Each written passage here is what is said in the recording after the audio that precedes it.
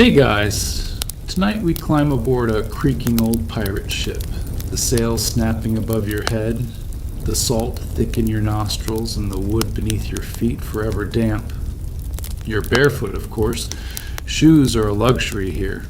You're wrapped in a ragged blanket that smells faintly of mildew and fish, and every creak in the hull sounds like it might be your last. Thunder rolls in the distance. The deck rocks. A wave smashes into the side of the ship and sprays icy water across your face. Somewhere behind you, someone coughs, someone snores, someone else might be sharpening a blade in the dark.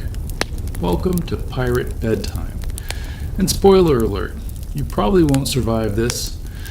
So before you get comfortable, take a moment to like the video and subscribe, but only if you genuinely enjoy what I do here. And hey, drop your location and the local time in the comments. I love seeing where in the world you're listening from. Now, dim the lights, maybe turn on a fan for that soft background hum, and let's ease into tonight's journey together. You're a deckhand on a pirate ship, not one of those movie pirates with a flashy red coat and a talking parrot. No, you're the kind with a sunburned back and calloused hands. Your hammock is strung low between two beams below deck, swaying with the rhythm of the sea. You've got maybe a foot of space between you and the guy above you, whose name might be Tom, or might be Big Tooth. You're not totally sure. You just know he talks in his sleep, and occasionally lets out a laugh that makes you deeply uncomfortable. And here's the twist you didn't expect. Bedtime is one of the most organized things aboard. Because even though pirates are famous for breaking rules, when it came to sleep, they had strict routines. Sleep meant survival. If everyone nodded off at once, the ship could drift into enemy waters, get caught in a storm, or, more humiliatingly, just crash into a rock like a bunch of amateur seagulls. So no, you don't all sleep at the same time. There's a system, a rotating one. You and the other crew are divided into watches.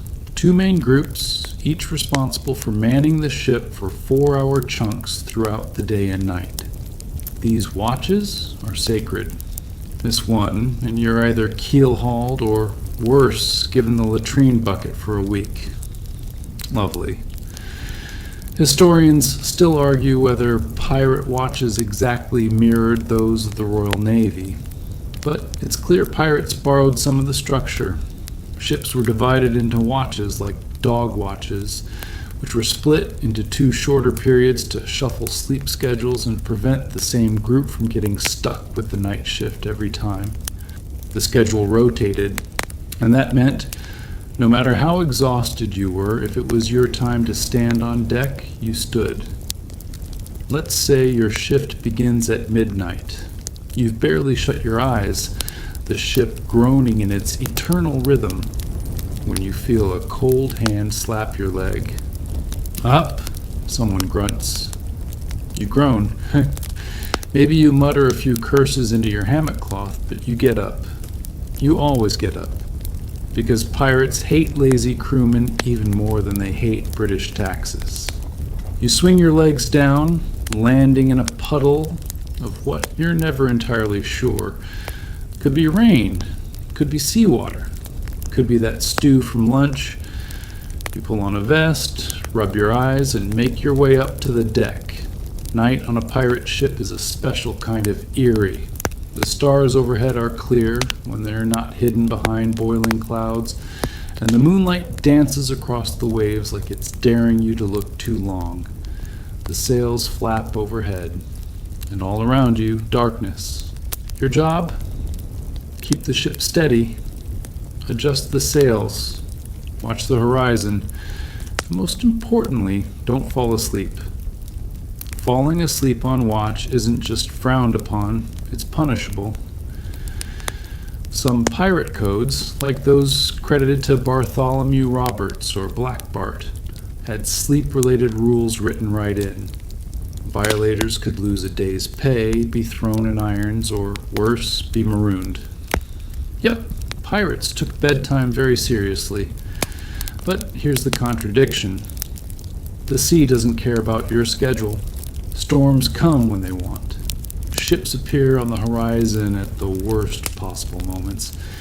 You might just be drifting into a dream when suddenly the bell rings out. Clang, clang, clang, and the whole ship's in chaos. Sails need pulling, cannons need loading, someone's screaming about a reef dead ahead. So sleeping on a pirate ship isn't restful, it's a gamble. You never know how long you'll get before something or someone drags you out of it. And then there's the noise. You thought your neighbor's lawnmower was bad? Try sleeping above a hole full of rats, next to a guy who snores like a strangled walrus while waves slam into wood like war drums. Add in the occasional cannon blast or fist fight, and you've got what scientists today might call a sleep disorder factory. Modern sleep studies suggest that even short-term disruptions like these can cause memory loss, irritability, and hallucinations. And guess what? Pirates had all three in abundance. One ship's log from the early 1700s casually mentions a crewman named Smalls who dreamed of sea devils stealing his ears and tried to stab a barrel during a night watch. Sleep deprivation? Almost certainly. Demonic sea ears? Unclear. Still, there were coping mechanisms. Some pirates stuffed wax in their ears. Others drank themselves into oblivion, which, let's be honest, is not doctor recommended. A few even developed the rare skill of standing naps, where you sleep leaning against the mast with one eye half open. It's the pirate version of the office power nap. And yet, even with all this sleep madness, bedtime had rituals. Pirates might be rough, but they weren't animals.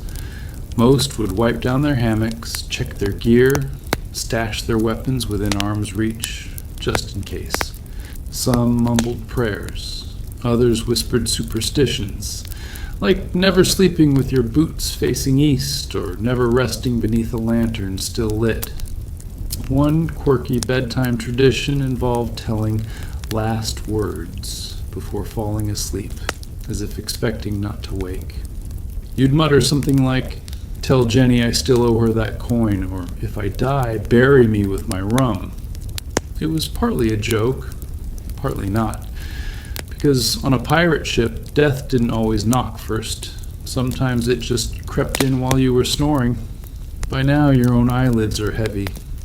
You're back in your hammock, finally, swaying slightly. The watch has changed again. The guy below you mutters something in his sleep. Someone's above deck, whistling a haunting tune, possibly to keep ghosts away, or just because they're weird. And as you drift off, your body sore, your brain buzzing, you remember the golden rule: never sleep too deep. Because if the bell rings again, or if a rival ship approaches from the fog, or if the wind shifts without warning, you'll be dragged right back up, barefoot, bleary-eyed, back into the fray. Sleep on a pirate ship isn't a right, it's a privilege, and it comes with a price. You wake up with salt on your lips, not just a little, the kind of salt crust that makes your mouth feel like someone stuffed a sack of dried fish in there while you were sleeping. Your back aches from the sway of the hammock. Your shoulder popped oddly during the night, and someone, once again, stepped on your foot, getting out of their bunk for the dawn watch. There's no apology. No one apologizes for anything on this ship, not unless it's followed by a sarcastic laugh or a challenge to a duel with spoons. You rub your eyes and grope around for your shirt. It's damp. It's always damp. You think about how tired you are, not the cozy kind of tired where you curl up in bed with a blanket and drift into dreams. No, this pirate is tired, deeply tired. A bone-rattling, nerve-fraying, hallucination-flirting tired. And yet, you still have a schedule to follow. See, Rest on a pirate ship was less about comfort and more about logistics. People today talk about time management like it's some corporate secret. But pirates? Pirates were way ahead of the curve. Because when you live in a floating tin full of rum, weapons, and personalities that range from parrot-loving poet to probably a murderer, you need a system. And it starts with watches. We hinted at this earlier, but let's dig deeper. Pirate crews, while rebellious and wild in myth, were actually quite structured, especially when it came to rotating shifts. The typical pirate ship had two primary watches, the port and starboard watches. These groups alternated duties in 4-hour blocks. If you were part of the port watch, maybe you had the midnight to 4 a.m. shift, then off from 4 to 8 a.m., then back on again from noon to 4 p.m., and so on. This way, there were always enough hands awake to steer the ship, adjust sails, keep lookout, or, fend off the occasional hostile vessel appearing out of the fog like an unwanted in-law. And if you think that sounds exhausting, you're right. Because it was. Now the Navy had even more rigid systems, including something called the dog watch, 2 shorter shifts in the evening that helped rotate the pattern so sailors didn't get stuck doing the same late shift every day. Historians still argue whether pirates adopted this dog watch as is or modified it for their own needs. Some say pirates used looser versions, skipping strict clock times and instead letting the ship's bell signal transitions, while others believe they followed the pattern exactly because, it worked. Regardless, one thing was clear: pirates needed rest, but they also needed coverage. The sea doesn't stop. It doesn't say, "Oh, sure, take a nap, I'll behave." No. The sea is like a toddler with a vendetta. It throws tantrums at midnight, tosses whales at you just for fun, and enjoys changing the wind direction precisely when your sails are in the worst possible position. So, if everyone dozed off at the same time, even for an hour, that ship could capsize, drift off course, or just plain disappear into the horizon, lost forever. Hence the sacred rotation. But rotations didn't just keep the ship afloat, they kept the crew alive. In a world without Wi-Fi, blackout curtains, or melatonin gummies, your body relied entirely on rhythm and routine. And pirate schedules, like the strict beat of a drum, created a kind of biological clock, even if that clock ran on grog and sea shanties. Here's how your typical day might go. Wake up. Groggily drag yourself from your hammock. Take the early shift, maybe from 4 a.m. to 8 a.m. You swab the deck, take a look out, maybe adjust a sail or two. By 8, you're back below deck, slumping into your hammock, maybe grabbing a biscuit or some salted pork if it hasn't molded into a biohazard. Sleep, if you can. Then by noon, you're up again. Same story, and repeat. It wasn't just about labor. The ship also needed people awake for defense. Pirates weren't always the hunters. Sometimes they were the hunted. Naval ships wanted their heads. Merchant vessels wanted them gone. And privateers, those legal pirates hired by governments, loved nothing more than snatching a pirate ship in the dead of night. So if even one person on the night watch dozed off and no one saw that ship closing in, the next time you woke up, you'd be in chains or at the bottom of the sea. Let's not forget disease. You'd think sleep wouldn't affect that, but it did. A tired pirate was more likely to injure himself, ignore signs of infection, or forget to scrape the worms out of his biscuits. Yes, that was the thing. Just scrape them out and eat around the squirmy parts. Totally normal, apparently. A well-rested pirate, on the other hand, stood a better chance of surviving. Rest was a form of armor, one of the few you had, along with dirty scarves and questionable tattoos. One quirky tidbit about these rotations: pirates didn't have clocks, so how did they track time? Enter the ship's bell and the sandglass. The bell tolled every half hour to help keep track of shifts. 8 bells meant the end of a 4-hour watch. And below deck, someone kept a sandglass that had to be flipped every 30 minutes. This wasn't just busy work, it was essential. If you forgot to flip the glass or lost track of time, the ship's rhythm fell apart. One late shift change could cascade into a whole day of confusion. Picture it. You wake up late, the sails are tied wrong, the cook is yelling because no one fetched water, and worst of all, no one remembered to empty the poop barrel. Yes, that's a real thing. Pirates didn't have toilets, so they had designated buckets or makeshift areas at the back of the ship. If someone forgot to deal with it, well, it dealt with itself. Of course, not every pirate obeyed the rules, and when that happened, things got spicy. Some captains, especially the more democratic ones, ran things by vote. If a crew member refused his shift too many times, or was caught faking illness to get extra sleep, the rest of the crew could vote on punishments. Anything from a fine, yes, pirates had payroll systems, to flogging, to loss of rum rations. But other captains, especially the more terrifying ones, think Edward Lowe or Charles Vane, didn't wait for votes. They'd just throw you in the brig, tie you to the mast for humiliation, or make you scrub the deck with a toothpick. Okay, maybe not the toothpick, but you get the idea. And still, for all this structure, bedtime on a pirate ship had its quirks. Some pirates swore by napping in bursts, 20 minutes here, an hour there, between cannon drills and rope hauling. It's not so different from the polyphasic sleep experiments you hear about today, where people try to function on multiple short naps instead of one long snooze.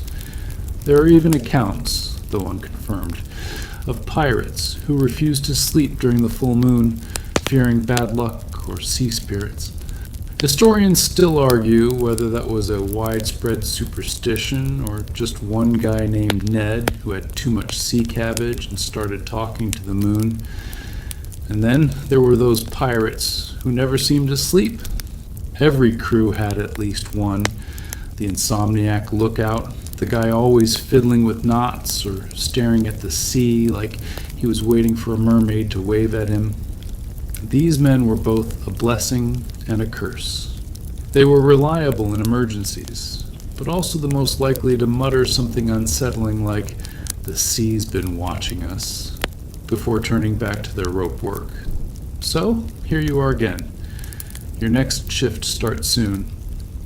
You've managed an hour of half sleep, dreaming of dry bread and maybe a songbird or two. Your hammock creaks as you roll over.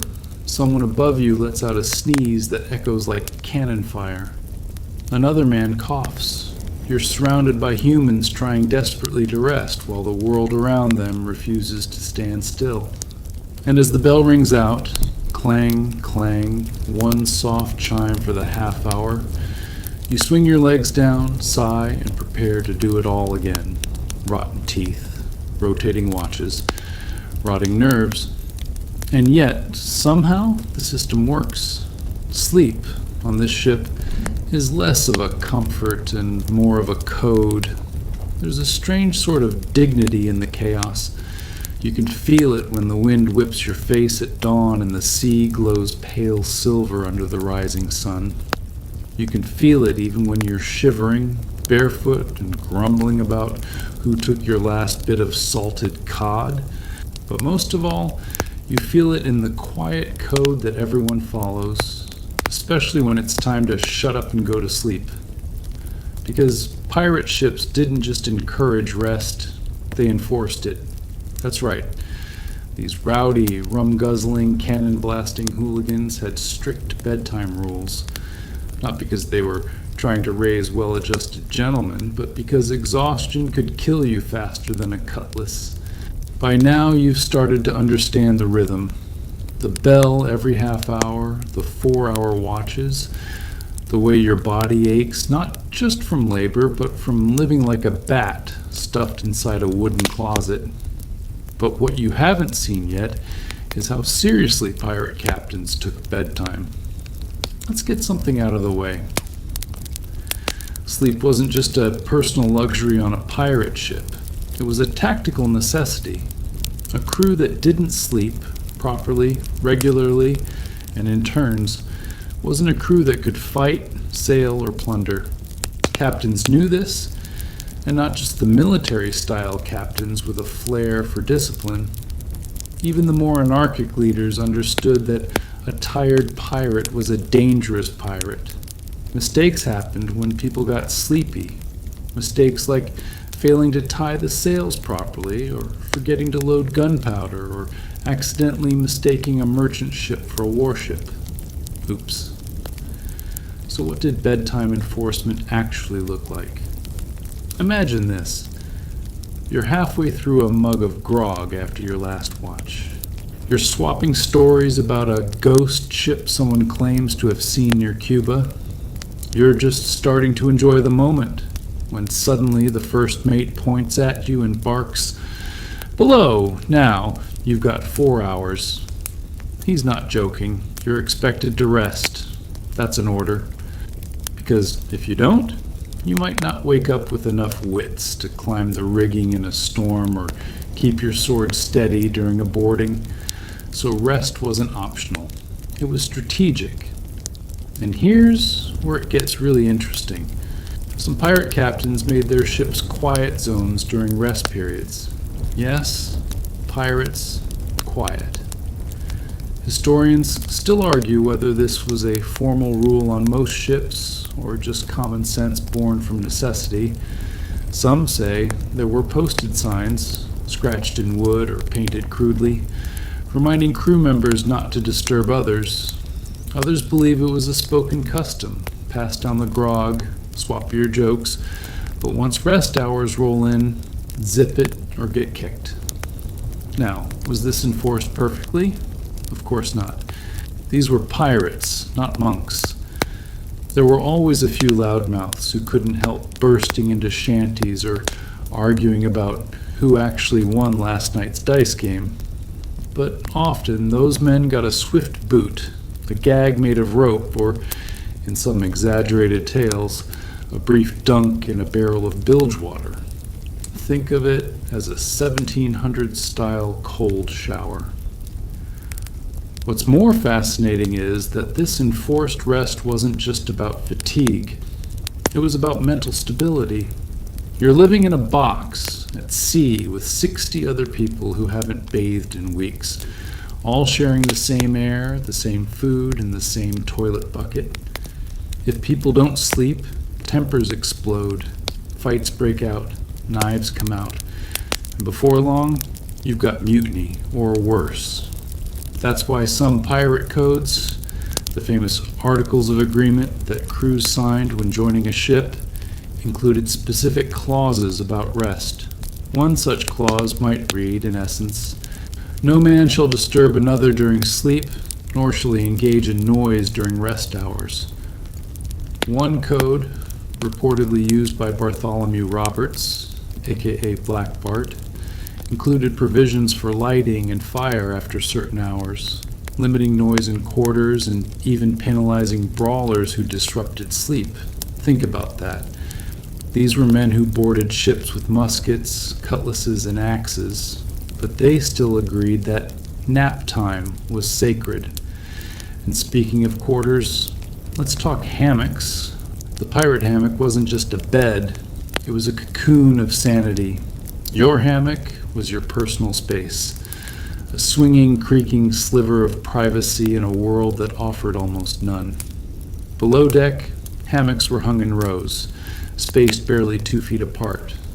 The movement helped lull you to sleep when the sea wasn't being a total jerk, and the setup kept you from rolling onto the floor during storms.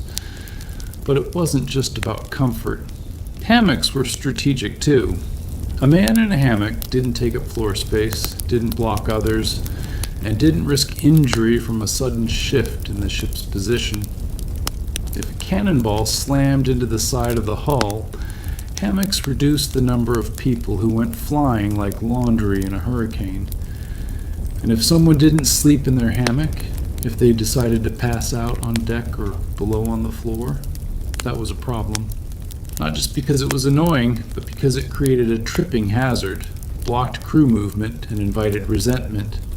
Hence, the quiet bedtime rule extended to where you slept. Now, were there exceptions? Of course. If you were wounded or sick, you might be assigned to a quieter area of the ship. Some captains had makeshift infirmaries near the back or stern quarters, away from the main crew. There, the bedtime rules were even stricter, but for most pirates, sleeping meant claiming your hammock, slipping it like a banana into a peel, and trying not to notice the smell of the guy next to you, who, for the record, hasn't changed his socks in 3 weeks. And then there was the snoring. No rules could stop it. Some men snored like dying goats. Some made little hiccuping sounds that kept you on edge, like they were about to burst into song or tears. Others muttered in their sleep, sometimes mutinous things, which they'd later deny in daylight.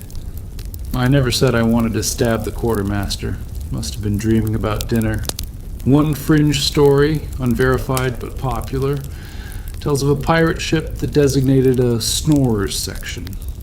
If you snored too loudly, the crew would move your hammock to the farthest part of the hold, like time out, but with more rope burns.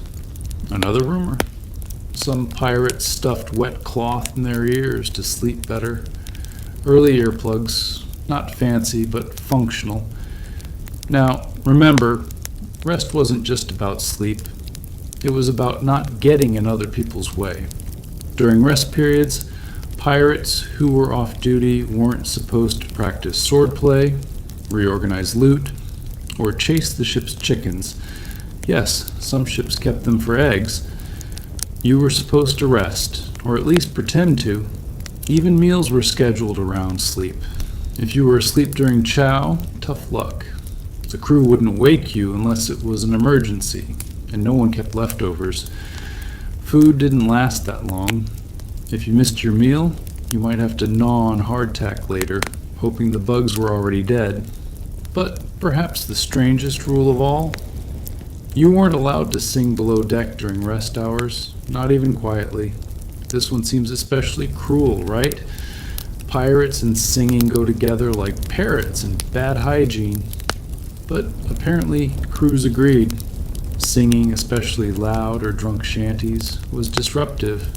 You wanted to sing, do it topside. Below deck was a no concert zone after lights out.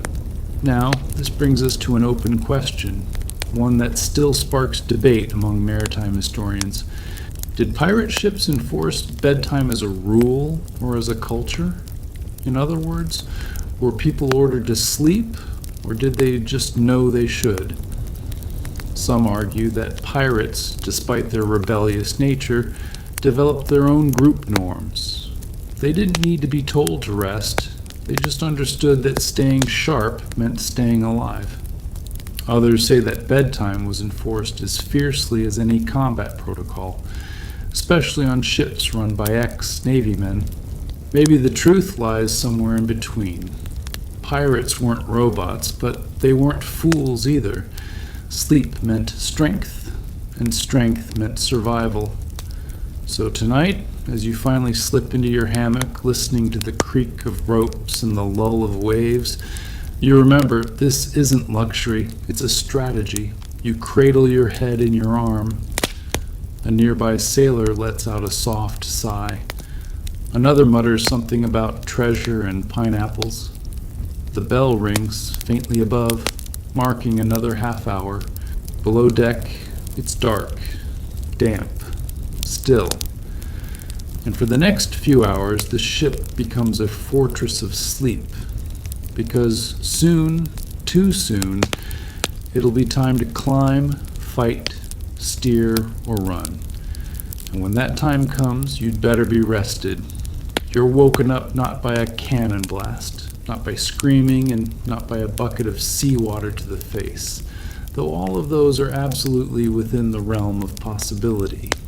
No, you're woken by the soft, rhythmic bell. It chimes once, faint but clear, echoing through the timber like the heartbeat of the ship itself. It's the half-hour bell. Again, time moves differently out here. You rub your eyes, roll out of your hammock, because if you don't, someone will roll you out. And your bare feet hit the cold, creaking planks. You're groggy, sore, and slightly dizzy from swinging in your hammock for the last 4 hours. But you're alive, and that means it's your turn to stand watch. It's dark. Still night. Maybe 3 in the morning, or 2 bells into the middle watch, if you want to sound clever. The moon throws a sickle of light over the deck. The waves slap gently against the hull, and for a moment it's peaceful, eerily peaceful, until you remember it's your job to keep it that way.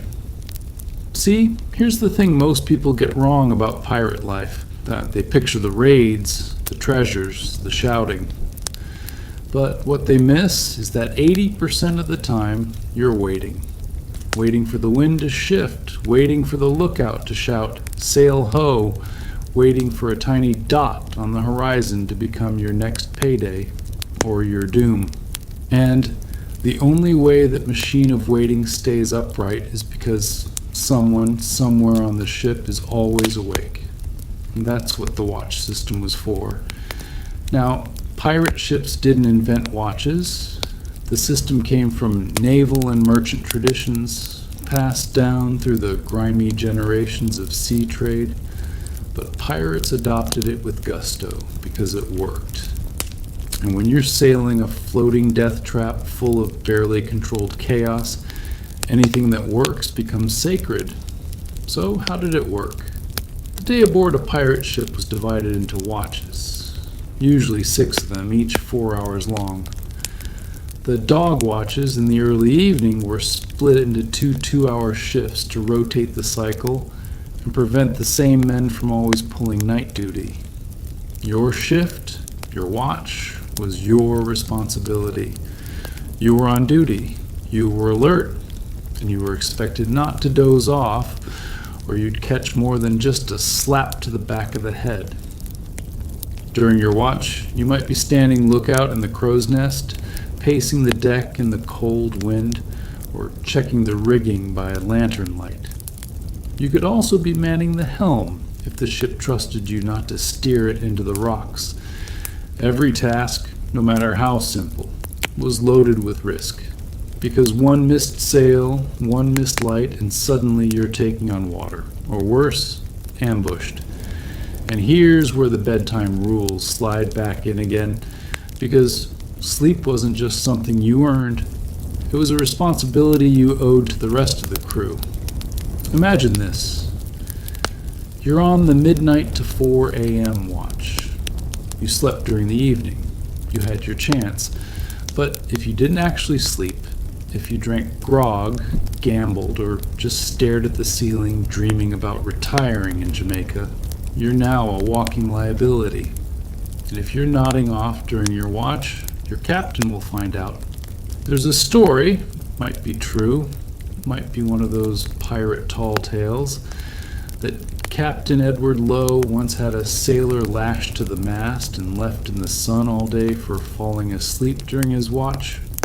Harsh, definitely. But when you're depending on every man to keep the ship afloat, it makes a cruel kind of sense. Another tale, this one more fringe than factual, claims that some captains made men sleep standing up with their backs to the mast as a punishment, forcing them to rest only with their eyes open, sort of like reverse meditation. Historians debate whether that was common or just the kind of story you tell to frighten new recruits. But even without the scary punishments, the culture of accountability was real.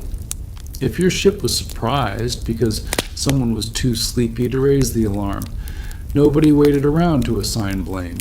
Fists flew, sometimes knives. No one messed with the watch schedule. Now let's turn the lantern down a little lower and talk about something few people realize. Not all watches were created equal. The midnight watch? That was brutal. Your body hates being pulled out of sleep at that hour. The air's freezing. Your eyes burn. You're probably hallucinating flying fish in the moonlight. But it was vital, because the ship was most vulnerable then. Other ships, especially naval vessels, loved to launch attacks under cover of night. Surprise was everything. The dawn watch, on the other hand, could feel almost romantic. Picture it. Pink clouds stretching across the sea, dolphins, yes, actual dolphins, leaping alongside the hull, and the warm glow of a sun that doesn't know how much looting you did yesterday. But it was also a dangerous time. Sleepy pirates aren't always the best at spotting distant sails or subtle shifts in wind. That's why, before going to sleep, every man knew exactly when he had to be up. The ship's bell marked it out. 1 strike every half hour, building up to 8 bells, 4 hours. If you heard 6 bells and you were due on duty at 8, that meant you had exactly 1 hour to drag your groggy self out of the hammock and pretend to be competent. Miss your turn? The whole system falls apart. And that's the trick, really. The part that makes this bedtime rule so fascinating. The watch system wasn't just a schedule, it was a contract. Even on ships without a rigid hierarchy, even where decisions were made by vote and everyone got a share of the treasure, watches were sacred. Sleep was a rhythm everyone had to respect, not just for themselves, but for the safety of the entire floating community. You had to trust the man watching while you slept. And you had to be the man who could be trusted when it was your turn. That's a kind of honor system you don't expect from pirates, isn't it? But maybe that's what made pirate crews work. They weren't just outlaws. They were outlaws who knew they needed each other. And the only way to stay alive long enough to enjoy their stolen gold was to keep each other awake and let each other sleep. Let's zoom in even closer now. Past the shifts, the bells, the sleepy grumbles, and look at the micro details of a watch shift. You climb the rope ladder to the crow's nest, your fingers are numb, you wedge yourself between the timbers, wrap a rope around your waist, and settle in. For the next 4 hours, your job is to see everything, every shape on the horizon, every flicker of torchlight, every glint of metal that might be a ship's bell reflecting the moon. Your eyes scan, your ears strain. Below you, a crew member stumbles across the deck. He's looking for a place to relieve himself discreetly. You roll your eyes and look away. The sails snap gently in the wind. You hear a muffled cough from the helm. Another crewmate is checking the ropes, softly muttering to himself. And through it all, in the back of your mind, you know, somewhere below deck, 50 men are sleeping, trusting you not to let anything slip. That's why pirates respected the sleep watch cycle so much, because trust was a currency, often more valuable than gold. Did it always work? Of course not. Some watches failed. Some men fell asleep. Some disasters did happen. There are dozens of shipwrecks that started with someone nodding off or missing a light. But for every failure, there were dozens more nights that passed without incident, simply because people honored the rhythm. Sleep, watch, sleep, watch. Live another day. And there's something poetic in that, don't you think? A bunch of men the world labeled as criminals, thieves, and misfits, keeping time more faithfully than some church bells back on land. So next time someone tells you that pirates were just wild, drunken brawlers, remember this. They had a schedule, they had a system, they had a bedtime, and they kept it like their lives depended on it, because they did. You hear it before you see it. Low murmurs, the scrape of a spoon in a wooden bowl, the soft thump of someone clambering down a ladder too quickly. Below deck, it's warm and dark, smelling of old wood, salt, sweat, and something vaguely edible. Maybe stew, maybe yesterday's stew, maybe just the idea of stew. But something is different. The ship's mood has shifted. Not tense exactly, but alert, tighter. There's movement that wasn't there before. Boots being laced faster, eyes meeting and glancing away. And you realize there's a storm coming. Now, not a real storm, not the thunderous kind with lightning and waves taller than your sails. Those are scary, sure, but the weather is at least predictable. What you're about to face is a storm of decisions, risk, morality, planning, because word has passed from the lookout to the captain. There's a ship on the horizon. Could be a merchant, could be a trap, could be salvation if your supplies are low, could be death if it's a Navy vessel with a grudge and a faster hull. And guess what time it is? Right, nap time. Or it was nap time until this little wrinkle arrived. Here's the funny thing about pirate ships. They're weirdly good at communicating bad news. You'd think a crew held together by grog and greed would be a chaotic mess when danger struck. But in truth, pirates were surprisingly organized when it came to the possibility of a fight. You're reminded again, bedtime rules weren't just for rest, they were for readiness. Sleep was strategic. You couldn't just pass out whenever you wanted. The crew had to stagger their rest carefully, ensuring that someone was always fresh enough to steer, someone sharp-eyed enough to spot trouble, and someone dangerous enough to swing a cutlass without falling over. So now, when the whisper spreads about a possible target, the whole crew mentally does a little math.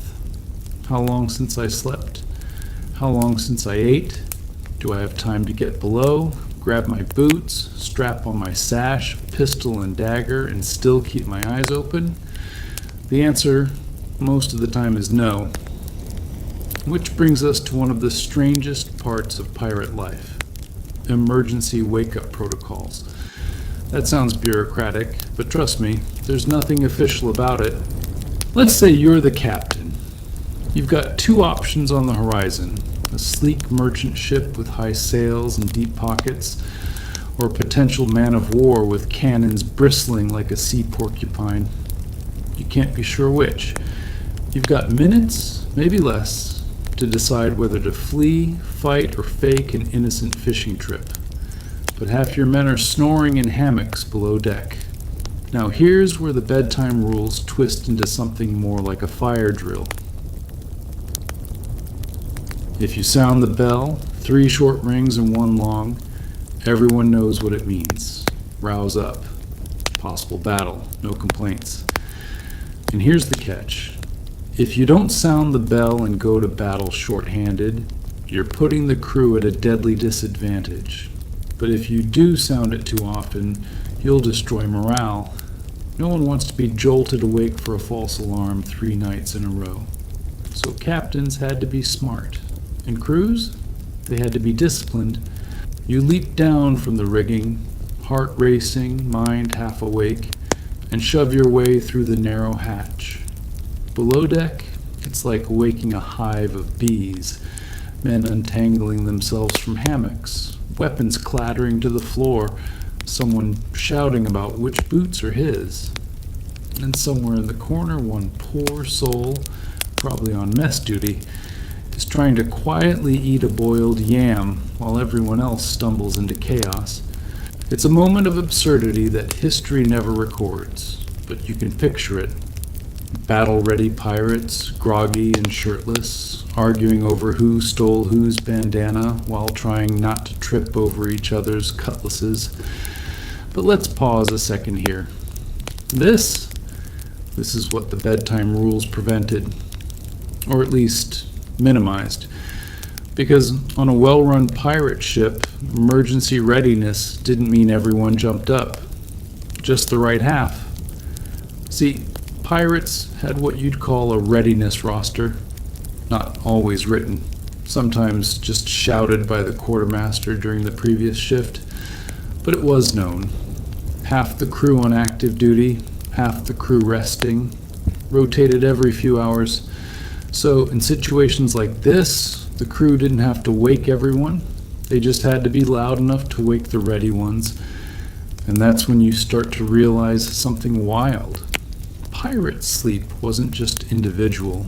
It was coordinated, like geese flying in formation or dancers swapping places on a stage. Even in slumber, the crew moved like a single organism. And here's where it gets even more tactical. Some captains, especially the really meticulous ones, like Black Bart Roberts or Captain Mission, are said to have assigned hammock zones based on readiness roles. If you were in on-call sleep, your hammock was closer to the deck, so you could jump up in seconds. If you were in deep rest, you were stowed further below, insulated from the noise. Sounds like overkill, right? But think about it, every second counted. The faster you got from dreams to deck, the more chance you had to seize the prize or survive the ambush. And since you've probably noticed by now, pirate life was a giant game of odds. Stacked odds. Tilting them in your favor wasn't just smart, it was necessary. Let's return to the horizon. The lookout confirms. Merchant ship. Slow, fat, and lightly armed. A floating piggy bank. The captain doesn't hesitate. All hands prepare to pursue. Below deck, the word travels fast. No yelling, just low tones and hurried steps. Half the crew grabs weapons, checks powder, and braces for movement. The other half, unless ordered otherwise, goes back to bed. Yes, really. Because while the adrenaline is real and the temptation to watch the action is strong, someone still needs to be fresh 4 hours from now. When sails need adjusting or repairs begin, someone needs to guard the loot. Someone needs to steer during the night shift when everyone else is slumped over from exhaustion and rum. This is the other side of the pirate bedtime rule. You don't get up unless you're told to. Why? Because exhaustion was a killer. Not dramatic like a sword through the belly, not flashy like a cannon blast, but slow, creeping, and deadly all the same. A crew that slept badly made poor decisions. Missed wind changes, missed enemy ships, missed reefs.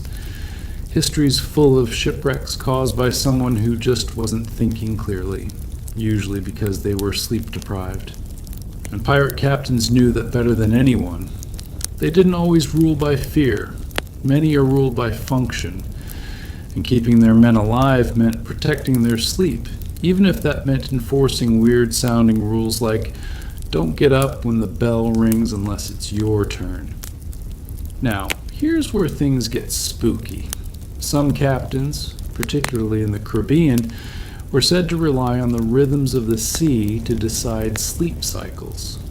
One fringe journal mentions a pirate superstition called the sleeping compass. The theory? That the waves themselves held a rhythm, and if you could tune your ship's routine to the tides, your crew would function like clockwork. Historians still argue whether that's sailor myth or genuine practice. Some claim it's just poetic nonsense, sea people romanticizing their own routines. Others believe early pirates were some of the first to intuit what we now call circadian rhythm, and maybe there's truth in that. You, slouched in your hammock after 3 hours of chasing a merchant ship, your face salty and wind-burned, find that you can't sleep when the waves are wrong, or that you wake naturally just before your watch, like your body knows the ship's timing better than your brain does. So when the crew settles down again, after the prize is taken, the loot divided, the sails repaired, There's no confusion, no grumbling, just the creaking sound of bodies returning to their allotted rest. Hammocks swaying, breathing slowly. Someone's faint snore blending into the ship's lullaby. And you? You drift off, knowing that above you someone else is now awake, watching the stars, steering the rudder, ready for bells. That's the genius of it. For all the madness, bloodshed, and loot chasing, pirates understood something modern life often forgets. Sleep isn't a luxury, it's a tactic. And on a pirate ship, bedtime wasn't a suggestion, it was a strategy. There's a sound you've grown used to on this ship. It's not the crashing of waves or the rhythmic creak of the hull shifting against the sea. It's not even the low murmur of men snoring or the occasional sharp snort followed by a mumbled curse and a shift in a hammock. No, this sound is much more deliberate. It's the sound of footsteps, boots scraping softly along the wood. A deliberate pace, not rushing, not dragging, just patrolling. Because tonight, it's your turn on watch. And on a pirate ship, that's not just about looking out for enemy sails, it's about looking out for each other, even while everyone's asleep. See, pirate bedtime rules weren't just about organizing rest, they were about protecting it. Now, before you roll your eyes at the idea of hardened sea criminals taking care of their crewmates' nap time, remember what you've already learned. Pirates weren't chaotic monsters. They were survivalists, hyper-practical, obsessed with efficiency when it mattered. And nighttime, that was sacred ground. Let's talk about what it actually meant to be on watch. You're up top, the stars high and sharp, the air finally cooling after the day's heat. The ship rocks gently. Most of the crew is asleep below, tired, cranky, unpredictable if woken. And it's your job not just to steer and scan the dark waters, but to make sure no one disturbs them unnecessarily. In modern terms, think of yourself as a bouncer, a babysitter, and a bodyguard rolled into one. You're scanning the horizon, yes, but you're also listening for fights below deck, for the clink of a bottle rolling too close to a sleeping head, for the telltale creak of someone trying to sneak where they shouldn't. Because, yes, even pirates have bedtime rule breakers. There's always one. Some guy who's had too much rum, who insists on telling stories at full volume when others are trying to sleep. Or worse, the anxious type who keeps pacing, muttering about cursed winds and bad omens, too worked up to settle down, and too distracting for those who are.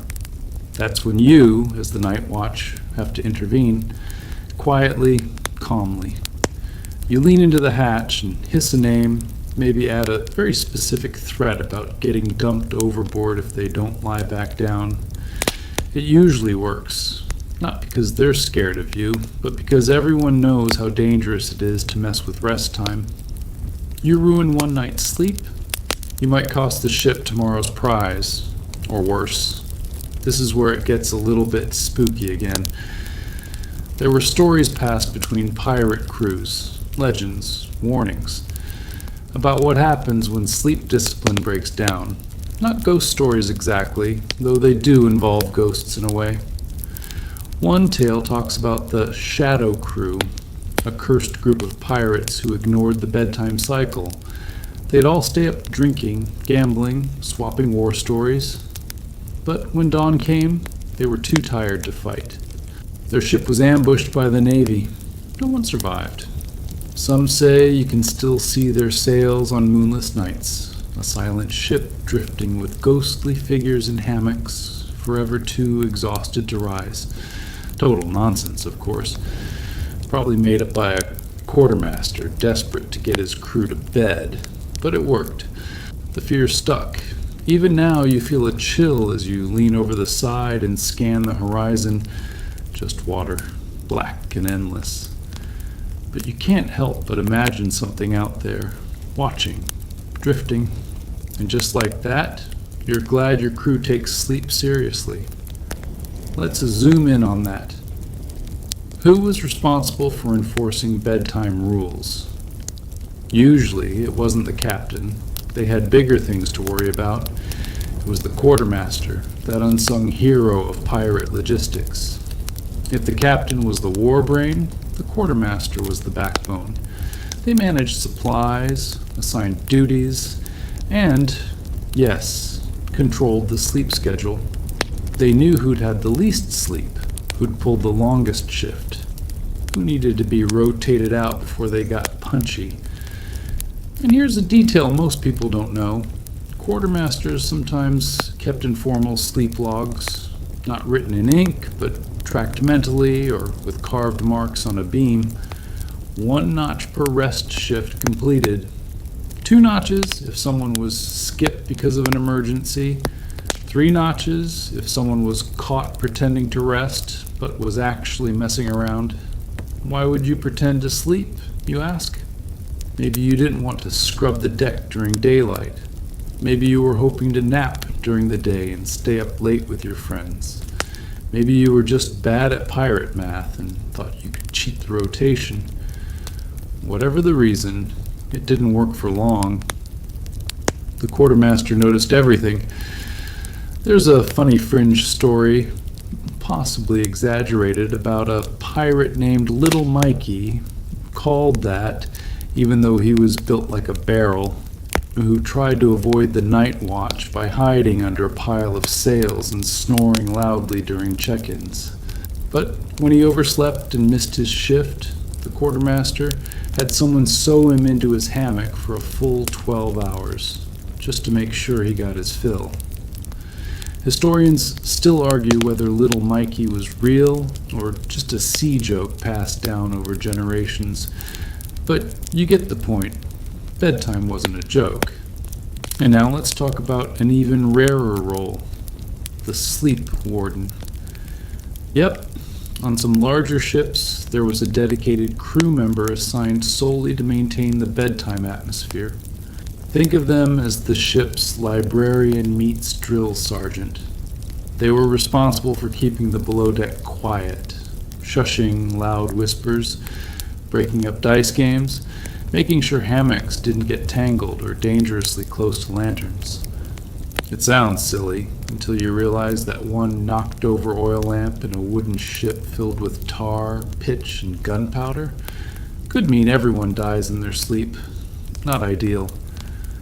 So the sleep warden took their job seriously. They'd walk softly through the darkness, gently nudging a snorer to roll over or wrapping extra cloth around a swinging hammock to keep it still. They weren't always loved, but they were respected, and their nickname?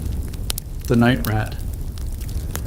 Not very flattering, but fitting, always scurrying, always watching. Now, here's a quirky tidbit to tuck into your sleepy brain. Some pirate ships had lullabies, not the gentle rocking kind your mom used to sing, but crude, rhythmic chants sung softly during the last minutes of shift change. These weren't sentimental. They were functional, helping the next group ease into rest, syncing their minds with the ship's motion. A few fragments survive in sailor lore. The ropes are tight, the sails are bound. Close your eyes, don't make a sound. One ear open, knife in reach. Sleep like death along the beach. Comforting, right? But again, function over form. The rhythm helped your body slow down.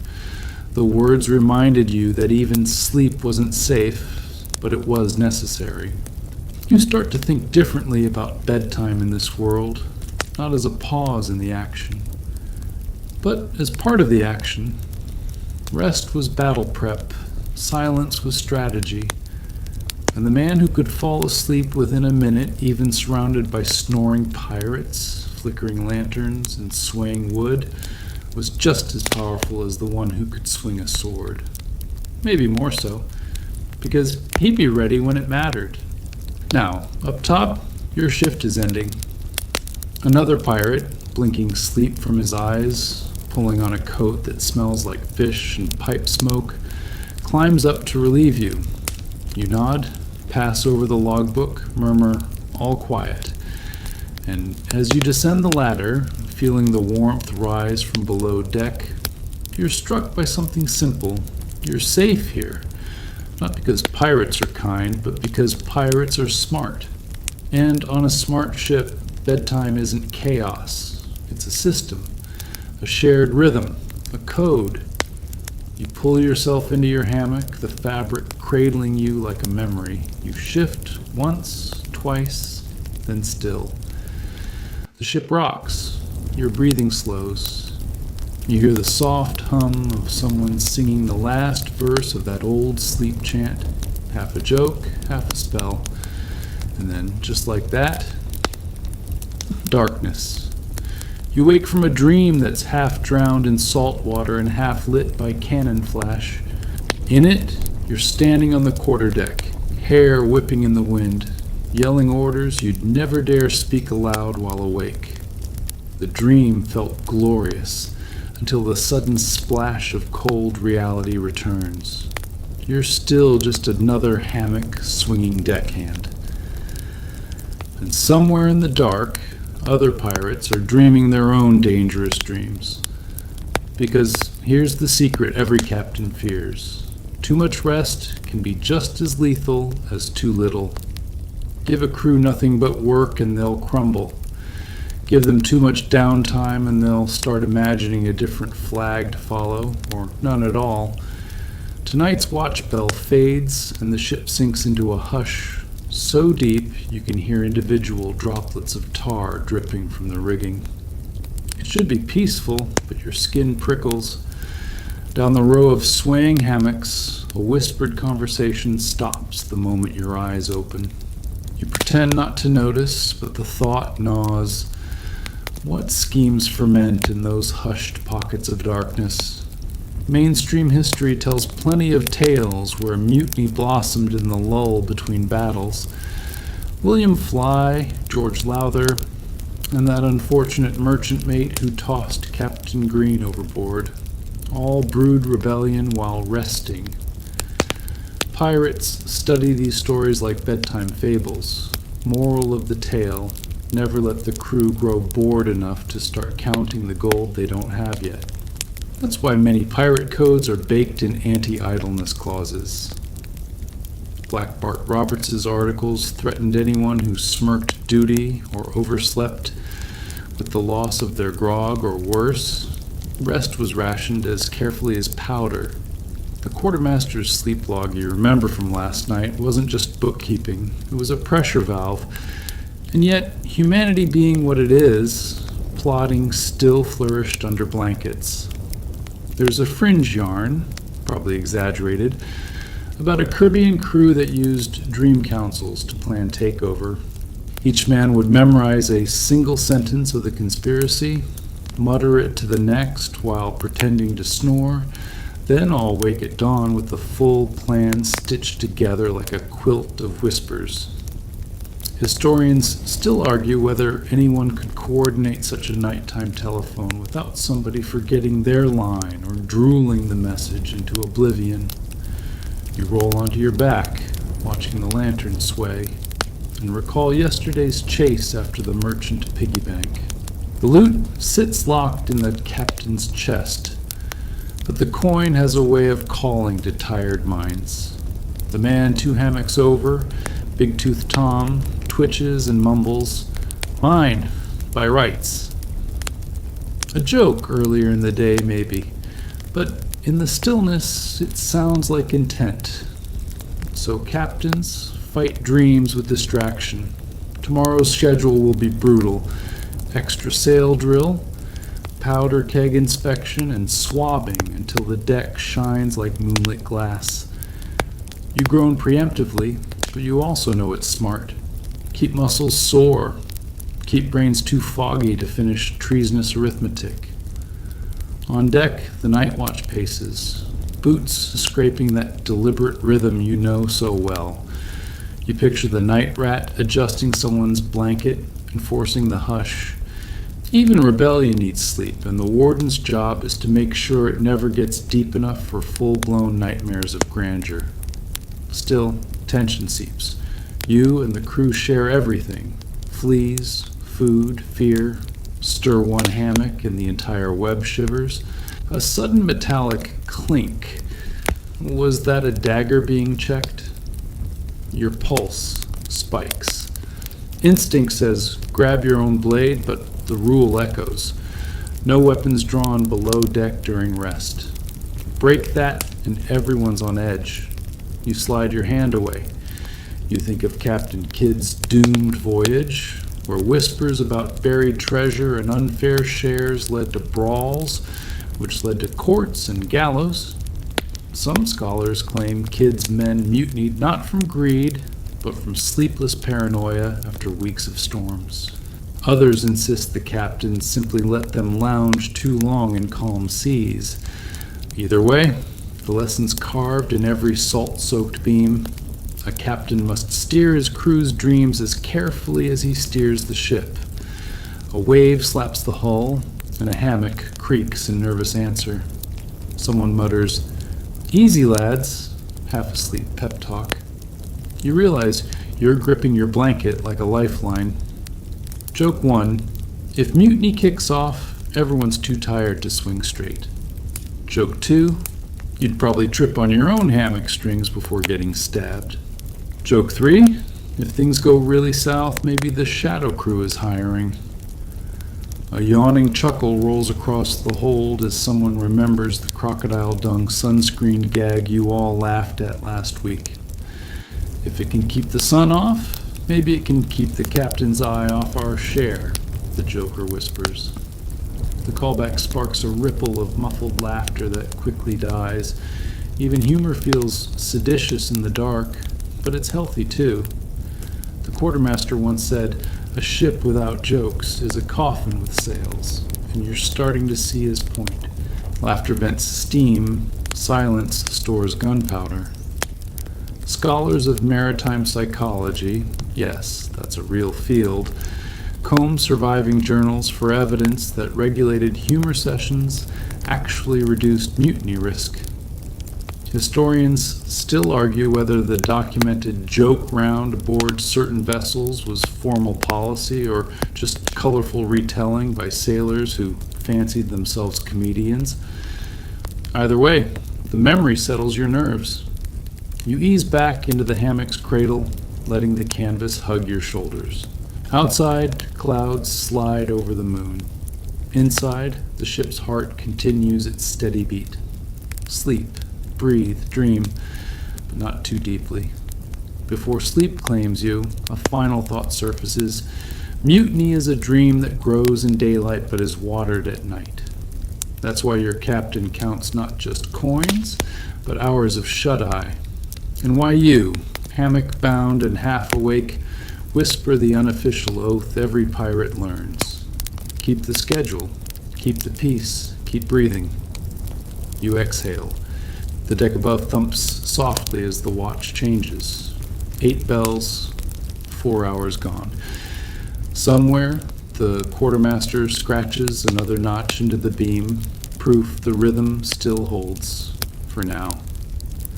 The first light of dawn slips between the cracks in the hull, a thin gray line sneaking across your eyelids like a nosy rat. You blink it away, groaning softly as your hammock rocks in rhythm with the groaning ship. All around you, there's the creak and shuffle of waking pirates. No trumpets, no alarms, just the grumpy ballet of men returning from uneasy dreams to a harder reality. And today, like most days, starts with a ritual that could make or break the rest of the voyage, the morning inspection. You roll out of your hammock with the grace of a sack of onions and immediately stub your toe on a barrel. Great start, but you know the routine, because if you don't follow it, someone's going to lose more than their breakfast. The ship's officers, the bosun, the quartermaster, even sometimes the captain himself, make rounds right after sunrise. Why? because they know what you just spent the whole night realizing. Bad sleep leads to bad thinking, and bad thinking on a pirate ship is contagious. You line up for morning inspection groggy, shirt half buttoned, mouth still sticky from last night's salt pork. You're not alone. One guy's eyes are so bloodshot it looks like he's been crying. Another has his shirt inside out, and one genius is missing a boot entirely. Still, no one dares be late. Everyone on this ship has seen what happens when someone tries to sleep through the morning check. Now here's the historical part most people don't realize. Many pirate crews had specific morning rules baked into their codes. Not just when to wake, but how. Articles from crews like those under Blackbeard or Bartholomew Roberts mandated cleanliness, alertness, and immediate readiness for action at dawn. Seems odd, right? Pirates weren't exactly known for being tidy. But think about it. If you're running an illegal floating operation in hostile waters, every second counts. If another ship appears on the horizon or a storm swerves toward you, you need a crew ready to hoist, fight, or flee within minutes. Groggy sailors fumbling with boots could mean death. And besides, pirates had reputations to maintain. They weren't just thugs, they were performers. That black flag wasn't just a warning, it was a stage curtain. If another ship saw your crew looking fierce and sharp, it might surrender without a fight. But if you looked like you just rolled out of bed and forgotten your trousers, well, you're getting chased down. There's a quirky tradition some pirate crews followed. A fringe ritual called the blood yawn. Supposedly, after long periods without conflict, the quartermaster would slice a line in his palm at dawn and smear it across the mast, shouting something dramatic like, "Wake or bleed." It's probably half myth, half performance art, but some logs do mention similar morning blood rituals. Creepy? Yes. Effective at waking up everyone within earshot? Absolutely. You pull your belt tight and glance around. The night rat, having finished his graveyard duties, yawns and stretches. He's done until tonight. A few younger lads fumble through their gear checks, and there's the captain, already upright and terrifying, inspecting the cannon lines with a coffee mug shaped like a human skull. Not metaphorically shaped, a real skull. Rumor says it belonged to his former first mate who failed to wake up during a surprise raid. Joke 1. Nothing motivates you like a cup of vengeance coffee. Joke 2. Maybe it's just a really committed mug design from Tortuga's gift shop. Joke 3. You try not to picture your own head on tomorrow's coffee list. Right then, barks the quartermaster, clapping his hands like a preacher. Beds swung, decks cleared, heads counted. He paces between the crew, eyes scanning for sluggish limbs or hidden daggers. If your boots ain't on, consider it a fine. If your breath stinks worse than the bilge, consider it a plague warning. You laugh half-heartedly. But he's not kidding. Here's where it gets interesting. Historians still argue whether the strictness of pirate mornings was about discipline or paranoia. Some believe it was to keep the crew unified, all pulling on the same rope or sock at the same time. Others argue it was pure fear. Any man too groggy to speak could be hiding something or someone plotting. And there's truth in both. A well-oiled ship needs rhythm, and pirates had no corporate HR to file complaints with. Order had to be enforced socially, even theatrically. That's why pirate mornings had layers of spectacle. A loud horn blast, a shouted roll call, a public brushing of teeth.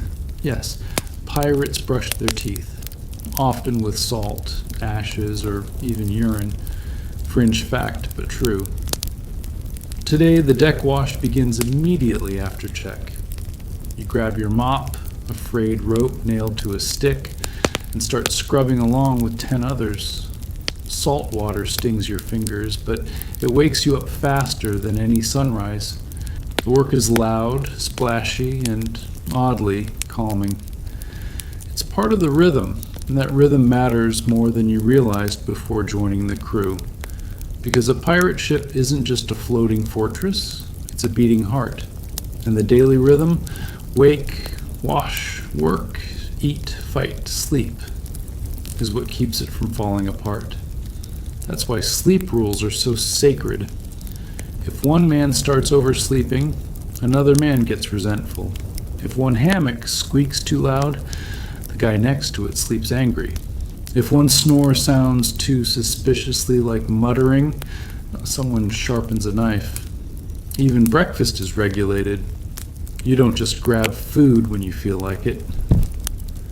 The cook, a grumpy ex-naval chef named Spatula Pete, serves it in order, starting with last night's night watch. They eat first because pirates believed fairness wasn't just about gold, it was about roles. That, surprisingly, was revolutionary. On many merchant or navy ships, officers got food first, best, and hottest. On pirate ships, the guy who stood in the coldest wind and kept looking out for sea monsters and enemy sails, he eats first. Egalitarian, if a bit gritty. After breakfast, you and the others get your sleep scores, not from some smartwatch, but from the night rat's little chalkboard where he ranks snorers, whisperers, sleepwalkers, and nightmare shouters. You get a 3-5, kicked someone mid-dream. Not bad. Better than the guy who got 1-5, screamed about ghost parrots and peed. Joke 1? Someday, someone's going to invent a sleep app based on this system. Joke 2? Sleepwalking on a pirate ship is just volunteering to be keel-hauled. Joke 3, if you're dreaming of treasure, keep it to yourself. Someone might take you seriously. As you coil ropes with half a biscuit in your mouth, you remember yesterday's emergency drill. The captain shouted, "Fire!" and everyone leapt to action. Only one man didn't wake fast enough, and now he's today's cautionary tale. Nothing dramatic, he's just on bilge duty for a week. But the message is clear. If you can't wake up quickly, you're a danger to the ship. And if you're a danger, well, pirate justice isn't known for second chances. There's one last quirky routine to mention: the grumble circle.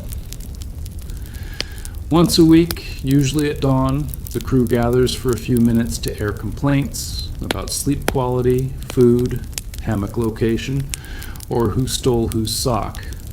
It's informal, anonymous, and oddly progressive for a group of criminals. It started apparently after a mutiny was avoided by a single crew member admitting they just wanted a quieter bunk. So yes, pirates might have been cutthroats and thieves, but they knew the power of a good morning routine. Not because they liked tidiness, but because order, especially around sleep, meant survival. You finish your shift with salt in your boots, sweat on your brow, and a crumb in your beard. Another day survived, another dream safely set aside. The sun climbs higher. The ship groans forward. And tonight, another chance to sleep with one eye open, just in case that guy with the ghost parrot dream starts acting weird again. You lean over the rail as the ship glides silently through mist, your breath mingling with the early fog. It's quiet now, the hour between chores and lunch, just the groan of old wood, the slap of waves, and the occasional gull sounding like it's laughing at you from above. You'd laugh too if you weren't so exhausted. Your muscles ache from pulling rope, your shirt is damp with seawater and sweat, and your mind is still trying to shake off last night's dream. Something about falling into the sea. Only the sea was made of spoons. Weird. You blink, yawn, rub your eyes. and that's when the whisper floats to you across the deck. Catching naps is the real treasure, lad. You turn. There's old Hook, slouched behind a barrel, one eye open, one foot propped up, and yes, a wooden hook where his right hand should be. He's always got a line like that, some tired wisdom from 30 years aboard. And you know what? He's not wrong. Because here's the truth. Pirate life wasn't just about fighting for treasure. It was about fighting for sleep. Precious, impossible sleep. And those who learned how to catch it in tiny pieces, in stolen moments between storms and sword fights, were the ones who survived longest.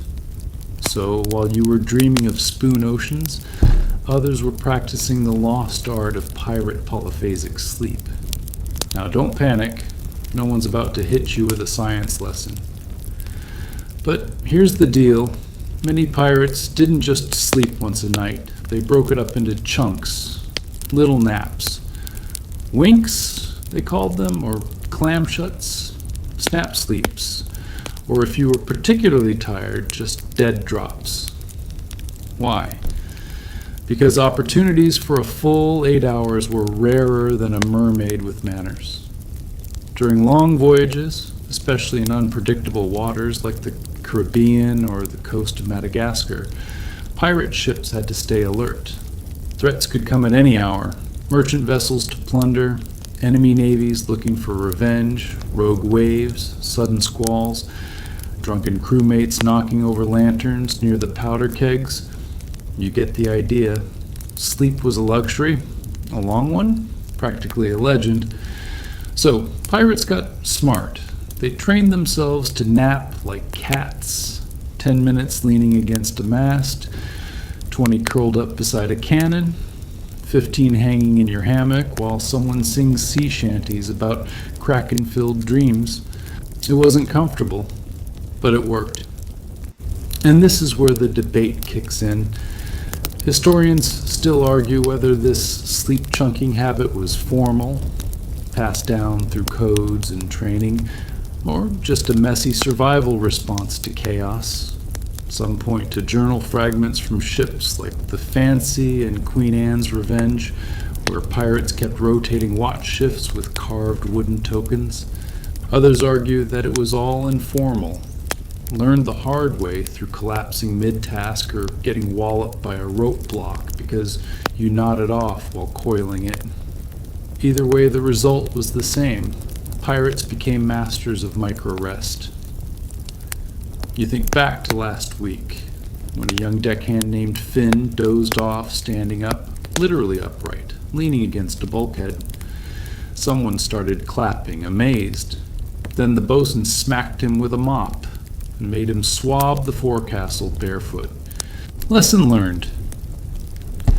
Now, here's a quirky fringe tidbit. Some pirate captains believed in sleep magic.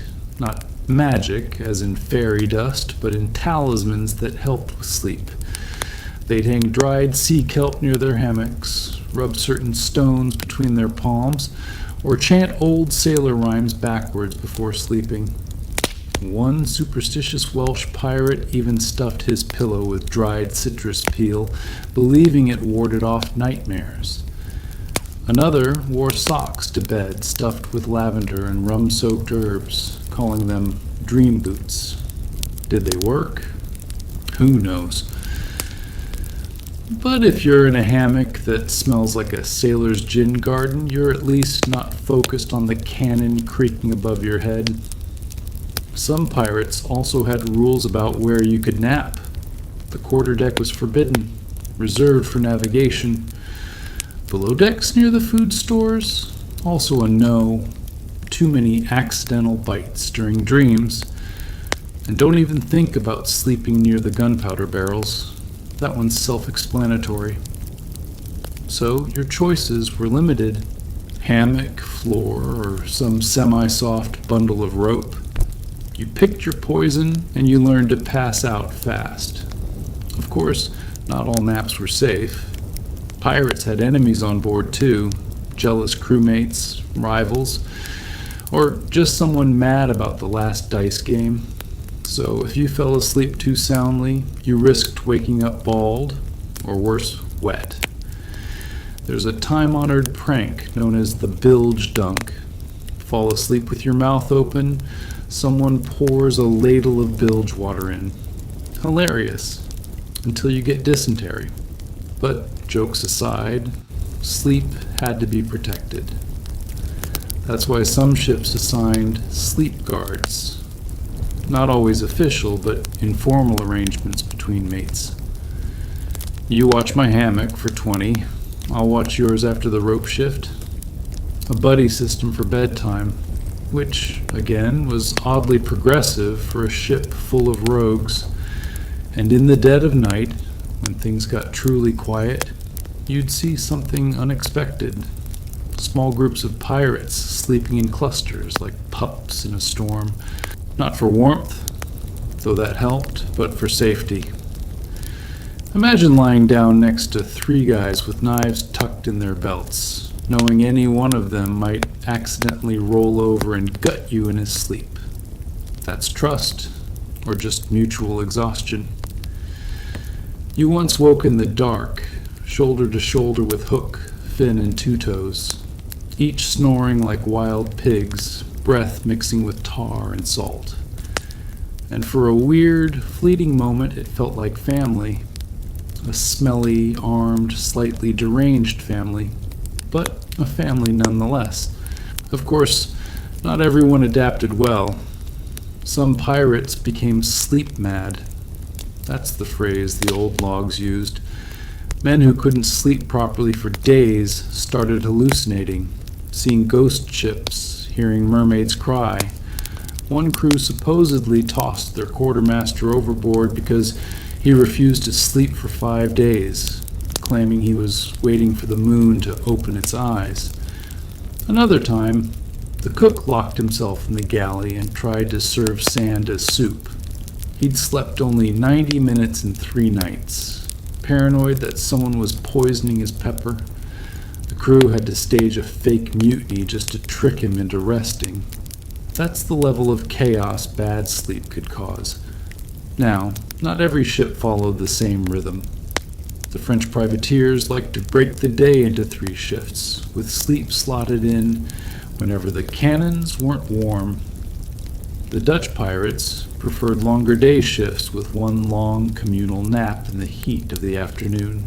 And the Chinese pirates under Qing Shi, yes, women commanded entire fleets, often rotated their hammocks in an orderly schedule that made sure every crewman got exactly 4 hours of uninterrupted sleep daily. Efficient, terrifying, and honest? Impressive. But on your ship, it's a patchwork. You grab sleep when you can, and you defend it like gold. That's why, over time, you start developing habits. A little string tied around your toe to help you feel grounded. Rubbing the edge of your hammock 3 times before lying down, using your jacket as a pillow and your sock as an eye mask, whatever gets you through. Some guys swear by singing themselves to sleep, low humming sea shanties or lullabies learned from coastal inns. Some chew tobacco until their jaw goes numb. Others lie there for hours, eyes open, just listening to the ship groan and sigh like some tired old beast. You've even seen one guy knock himself out on purpose. Just a quick thump to the temple, nothing serious. The rest of you now call that trick the knock nap. Not recommended, but it does get results. And when storms hit, real storms, not just drizzle and waves, sleep becomes a distant memory. You grip a post with both arms, water flying at your face like knives, the wind screaming louder than the captain. There's no room for sleep then, only survival. Afterwards, when the sea calms and the crew slumps in the aftermath, that's when real sleep comes, deep, bone-weary, absolute. You remember one storm where you finally passed out in the sail locker, curled against damp canvas and dreamed of land, of trees, of soft grass, of silence. of waking up without salt in your teeth. And that's the dream most pirates keep in their hearts. Not the gold, not the glory, just a place to rest, truly rest without fear. But until then, you take your winks where you can. You lean against a barrel, let your eyelids droop, feel the ship cradle you like a tired mother. And you sleep, not because you're lazy, but because tomorrow might be the day you don't get to. And on this ship, that's not just wisdom, it's law. The sun starts to dip low behind the horizon, painting the sky with shades of orange and purple that seem almost unreal out here on the open sea. You stand at the bow of the ship, feeling the salt spray kiss your cheeks, the wind tugging at your clothes, and you wonder how anyone could ever sleep through a sunset like this. But out here on pirate ships, the idea of a peaceful night's sleep is as rare and fleeting as the calm before a storm. Tonight, though, things feel different. There's a hush over the crew, not the usual restless energy of pirates getting ready for a night's watch or the shouts of those swearing to stay awake until dawn. Instead, there's a sense of order, even reverence, for the rules that govern the ship's sleep. Because, you see, bedtime on a pirate ship wasn't just about getting some shut-eye. It was a carefully managed operation with strict rules designed to keep everyone alive. You might be surprised to learn that pirate ships had bedtime rules that would make your parents proud. The very thought of pirates, a bunch of unruly, wild men chasing treasure, following strict sleep routines, seems almost laughable. But the reality is far more fascinating. There's a method behind the madness, and it's all about safety and survival. First off, pirate ships operated on a system called watches. The day and night were divided into shifts, usually 4 hours each, during which different groups of crew members were responsible for keeping the ship running and safe. This meant that no one got to sleep for a full 8 hours straight, and often the sleep they did get was broken into little chunks. This watch system was one of the earliest examples of what modern scientists call polyphasic sleep, where instead of sleeping once for a long stretch, people sleep multiple times throughout the day and night. The pirates didn't call it polyphasic sleep, of course. They just called it survival. Historians still argue whether the watch system was designed out of necessity or if it evolved naturally from pirate culture, but either way, it became a non-negotiable part of ship life. You get a glimpse of how serious this system was when you see the ship's logbooks. These ancient manuscripts, often scrawled in hurried handwriting, show detailed schedules for when the crew was on watch and when they were allowed to sleep. Skipping your watch wasn't just frowned upon, it was punishable, sometimes by flogging or even marooning. And then there's the matter of noise. Pirate captains were surprisingly strict about noise levels during sleep hours. The ship was a confined space, and loud talking, hammering, or even the clanking of metal could disturb a fellow crewman's rest. Well, one rumor among the crew was that a captain once threatened to keel-haul a pirate for whistling a sea shanty past bedtime.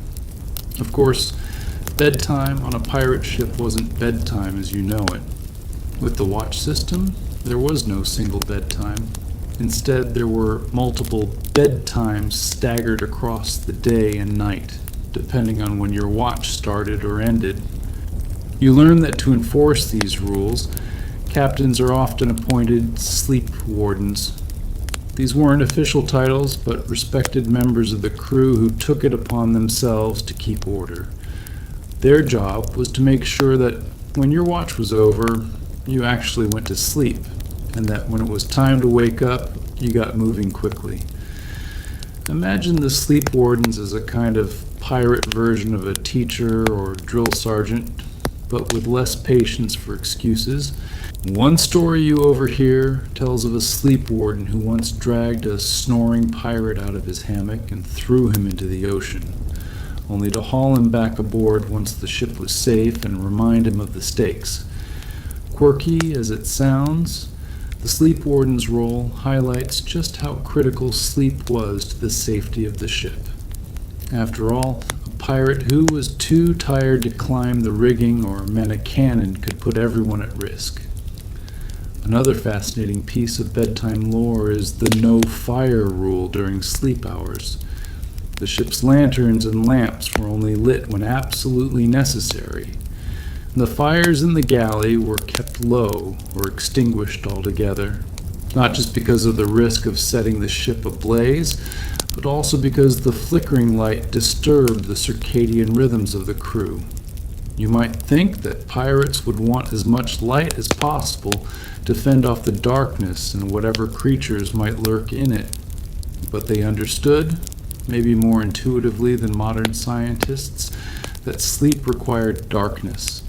Some captains even went so far as to cover windows or block out moonlight to help their crew get better rest.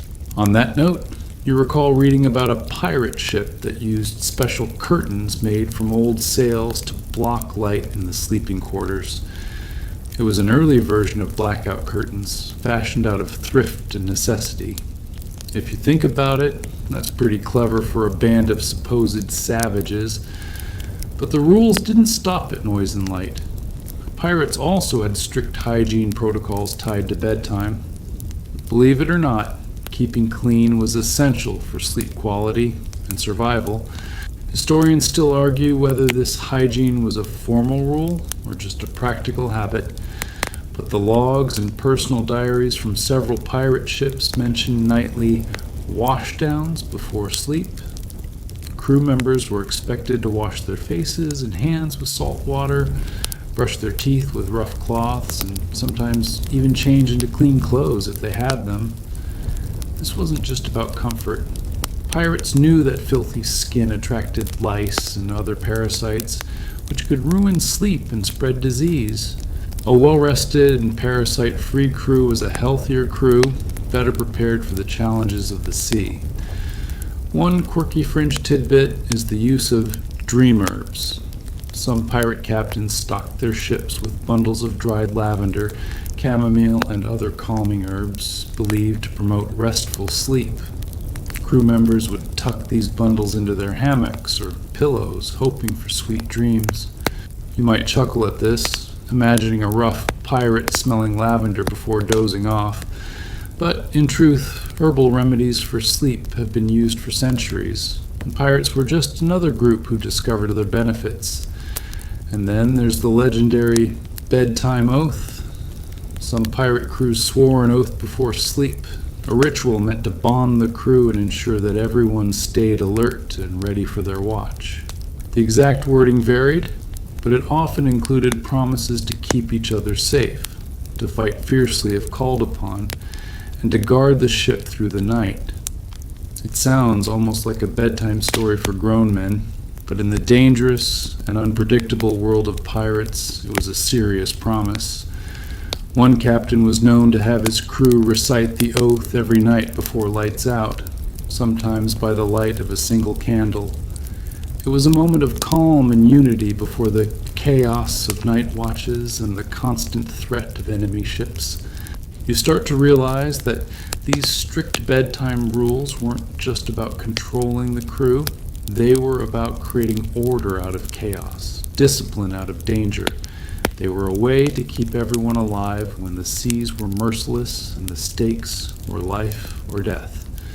And even today, the echoes of those rules live on in the routines of sailors and adventurers, reminding us that no matter how wild or free the pirate spirit may be, there's wisdom in respecting the power of rest. As the night deepens, you feel a newfound respect for those bedtime rules that might seem strict or strange at first, but which were born from the harshest lessons the sea could teach.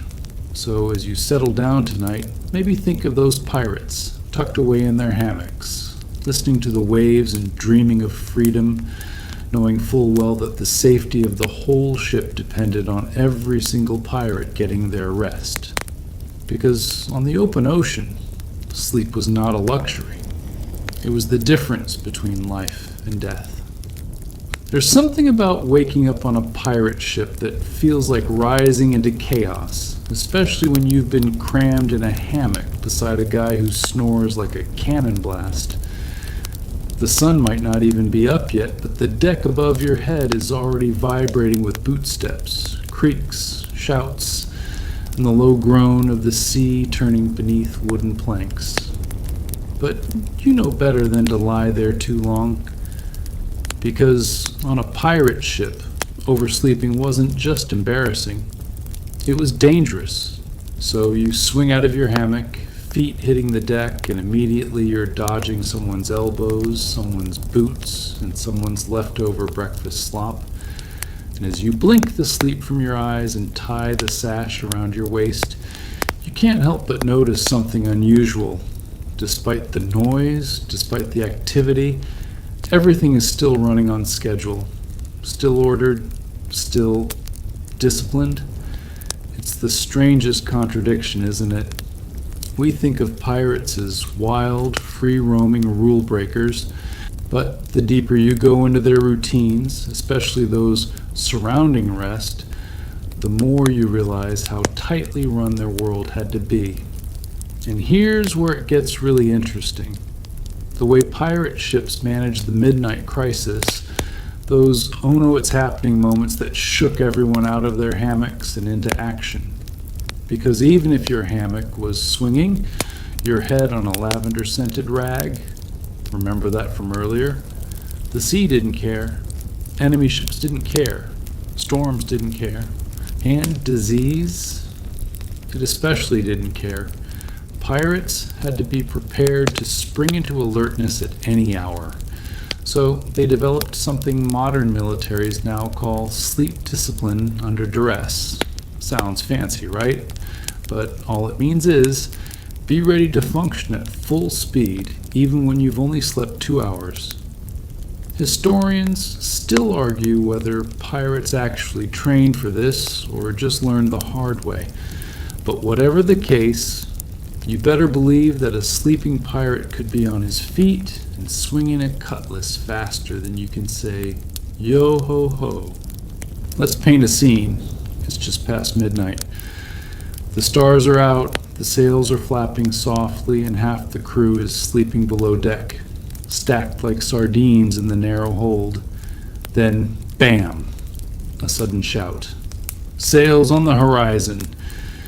The cry rings out like a bell, and suddenly the ship is a hive of movement.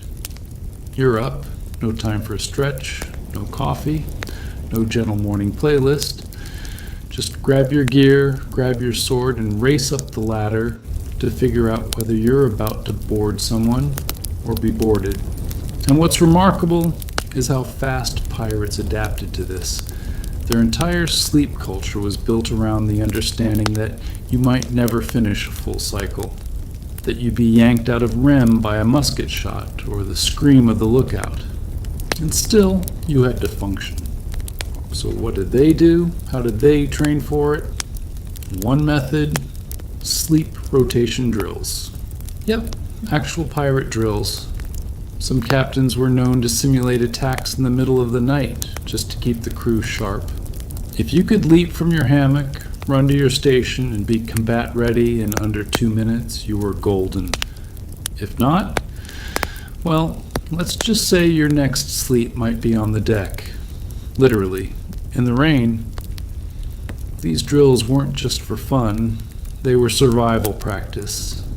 Because in a real attack, hesitation meant death, and everyone, from the greenest deckhand to the grizzled quartermaster, had to be able to operate on pure muscle memory. Another quirky trick. Pirates sometimes slept half-dressed. That's right. They kept their boots on, weapons nearby, and sashes wrapped around their waists. It wasn't for style. It was to make sure they didn't lose precious seconds scrambling to get ready. There's even an account from a Spanish privateer describing how a pirate crew stormed his ship barely out of their sleep, yet fierce as wild dogs, wearing mismatched clothes and yawning but fighting like madmen. And you can't forget the watchmen, the unlucky souls who had to stay awake while everyone else got their short naps in. Their job wasn't just to keep an eye on the sea, it was also to sound the alarm instantly if anything suspicious appeared. These guys had one rule: don't fall asleep. Ever. And if they did, well, a few were tied to the mast for their sins. One even got a tattoo afterward that read, "Never again." But let's pivot to a weirder side of things. Pirate sleep superstitions. You heard that right. Beyond all the routines, pirates believed in some downright peculiar bedtime omens. For example, it was considered bad luck to whistle while falling asleep. Why? Because whistling was thought to call the wind, and if you accidentally summoned a storm while snoozing, you'd get blamed for the whole thing. One pirate reportedly got slapped awake mid-whistle by a crewmate yelling, "Do you want to drown us all, mate?" Another belief: never sleep with your boots pointing toward the bow of the ship. It was seen as a sign you'd be walking off the plank soon, or that you were ready to walk into death. Some even went as far as to sleep sideways in their hammocks, twisting their bodies awkwardly just to avoid that grim omen. And here's a fringe favorite: the ghost shift. Some pirates swore that the hour between 2 and 3 a.m. was cursed, that if you were on watch during that time, you were most likely to see something unnatural. Not just enemy ships, but glowing sea serpents, ghost ships, or the infamous widow's bell, a phantom chime said to ring when a sailor was about to die. Of course, whether these were the effects of stress, lack of sleep, or the leftover rum talking is up for debate. Historians still argue whether these stories were meant to terrify young recruits, or if pirates genuinely believed them. But regardless of belief, these stories impacted how pirates slept. Some wouldn't close their eyes during the ghost hour. Others formed little midnight sleep buddies, sharing watch duties just so they weren't alone with their thoughts or the whispers in the dark. Even in the most hardened crews, fear had a voice. And bedtime, especially on stormy nights, became a psychological battleground. Would you risk the wrath of superstition or the wrath of your exhausted body? In one pirate's journal, there's a line scrawled that sticks with you. "I slept with one eye closed and the other searching shadows." That's not poetry, that's survival. Then there's the question of night lighting.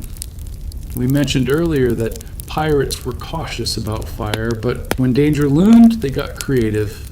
Some ships used night glow stones, bioluminescent rocks pulled from the seafloor that gave off a soft green light.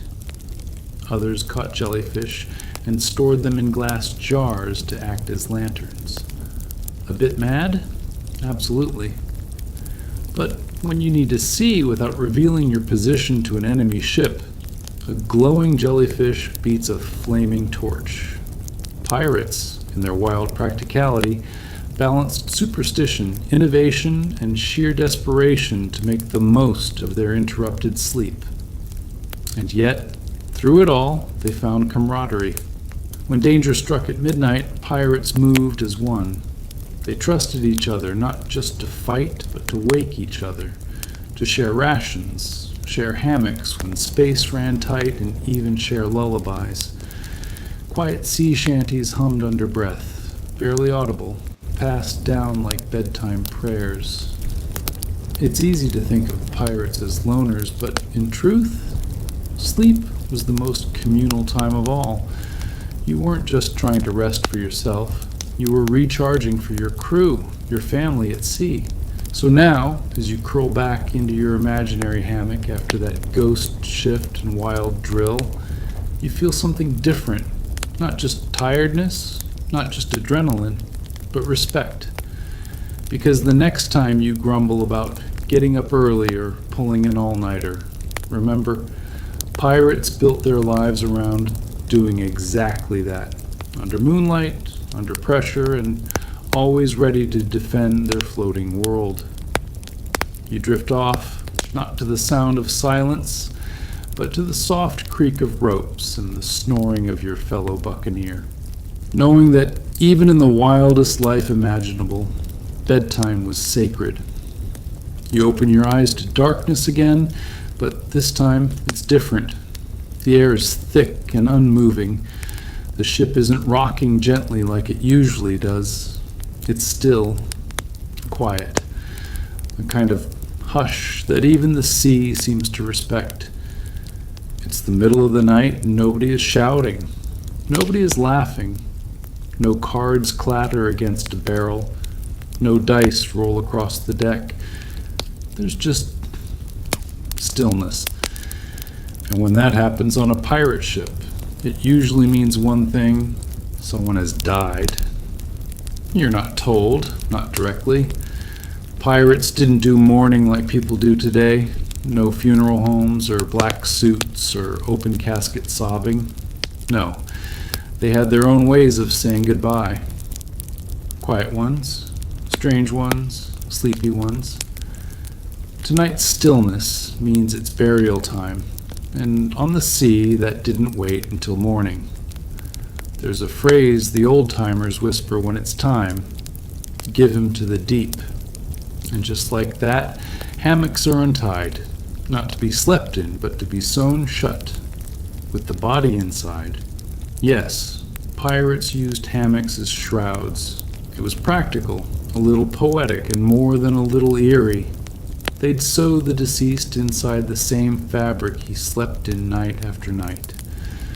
And the very last stitch, it went through the nose. Why? Because if the man flinched, you knew he wasn't dead yet.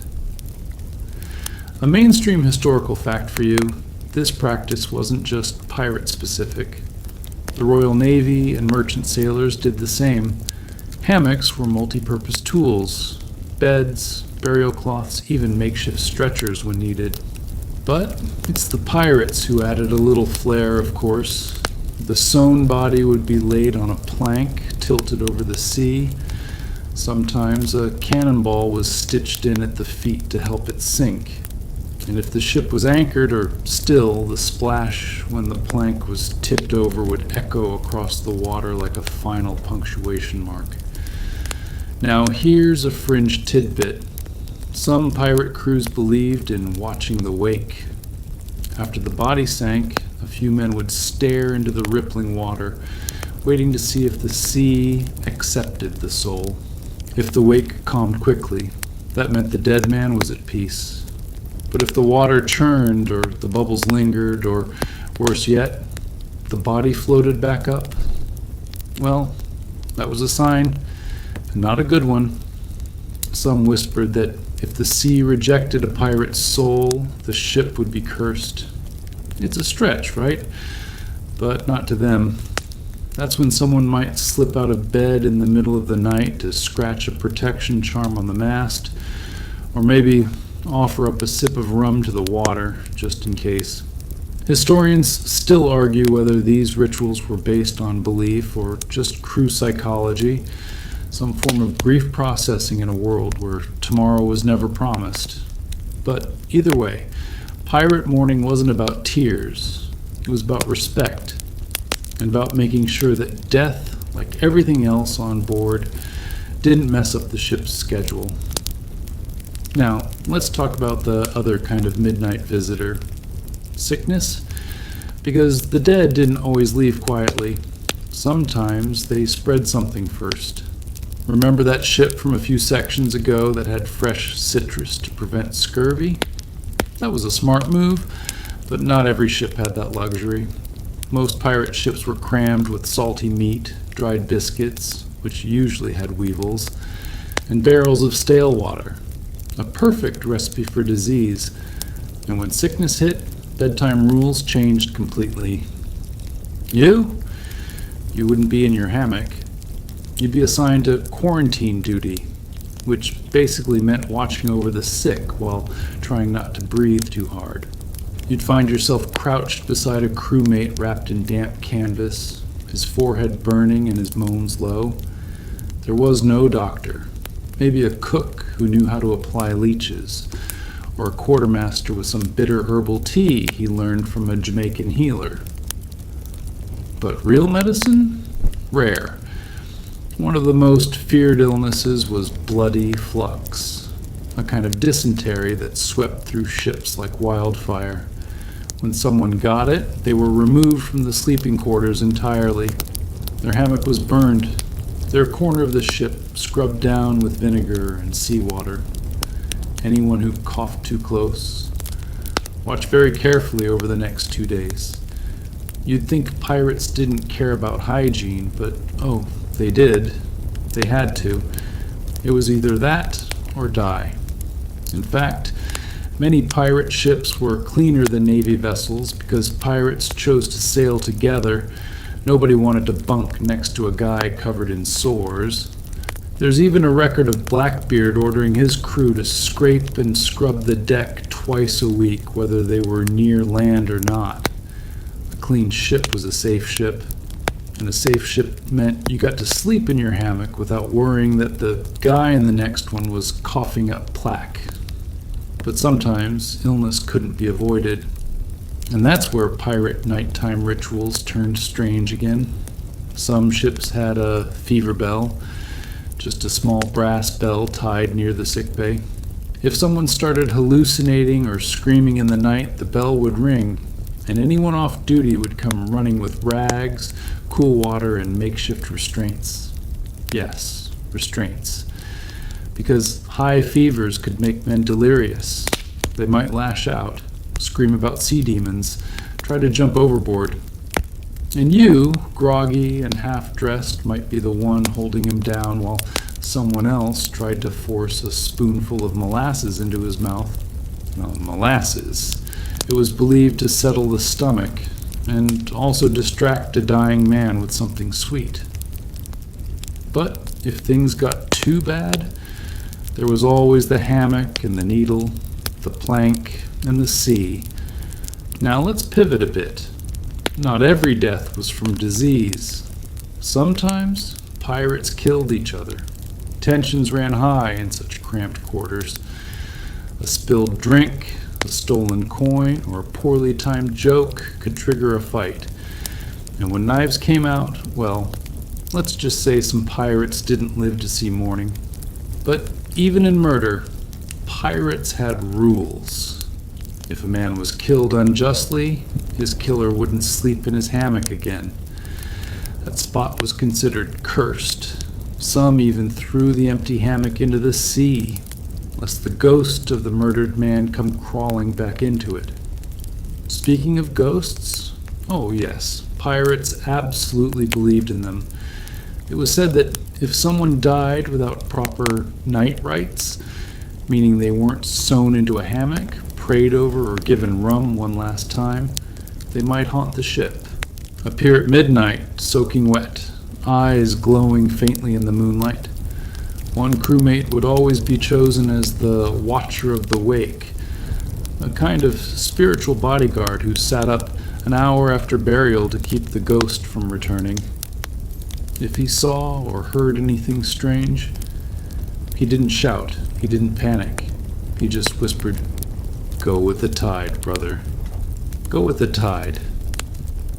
Now here's something curious. Some pirates even left offerings, coins tucked into the folds of a hammock, a lock of hair, a piece of coral from a past raid. These were small, personal tributes, little messages to the dead saying, "I remember you." They believed that if you honored the memory, the ghost would stay quiet, let you sleep. And if you're wondering whether you would have made it through all that without losing your mind, well, maybe. Because despite the chaos, pirates adapted, they hardened. And then, strangely, they softened again. They sang lullabies to the dying. They shared hammocks with the sick. They risked fever to hold a friend's hand as he slipped away. It's these moments that break the stereotype, isn't it? We imagine pirates as cutthroat brutes, but at night, under a sky scattered with stars and grief, they were something else. They were brothers, they were mourners, they were dreamers who knew that every sleep might be their last, and so they gave sleep the weight it deserved, as a moment of peace in a life of storms, as a goodbye that needed no words, as a hope, however faint, that tomorrow would come.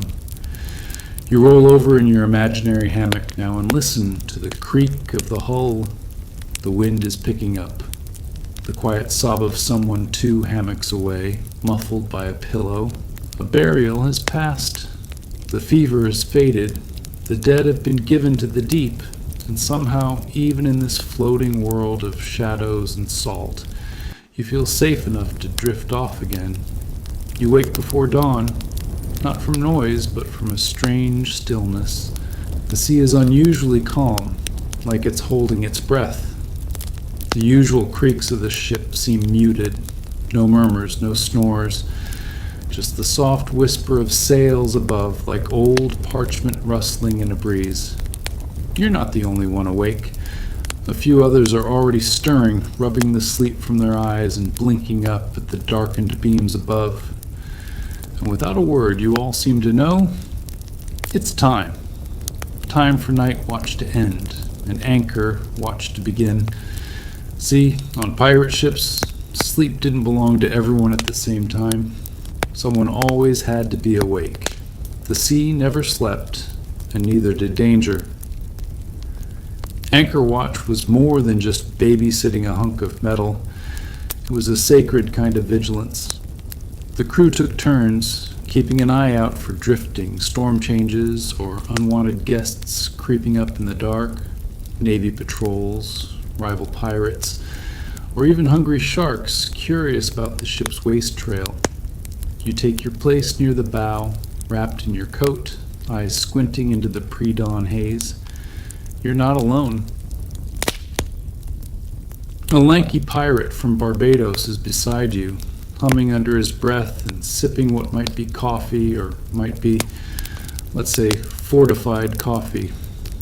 This is the hour when stories are swapped, when secrets are mumbled between yawns, when the cold gets into your bones and makes you wonder, why did I ever sign up for this life? Mainstream historical fact time.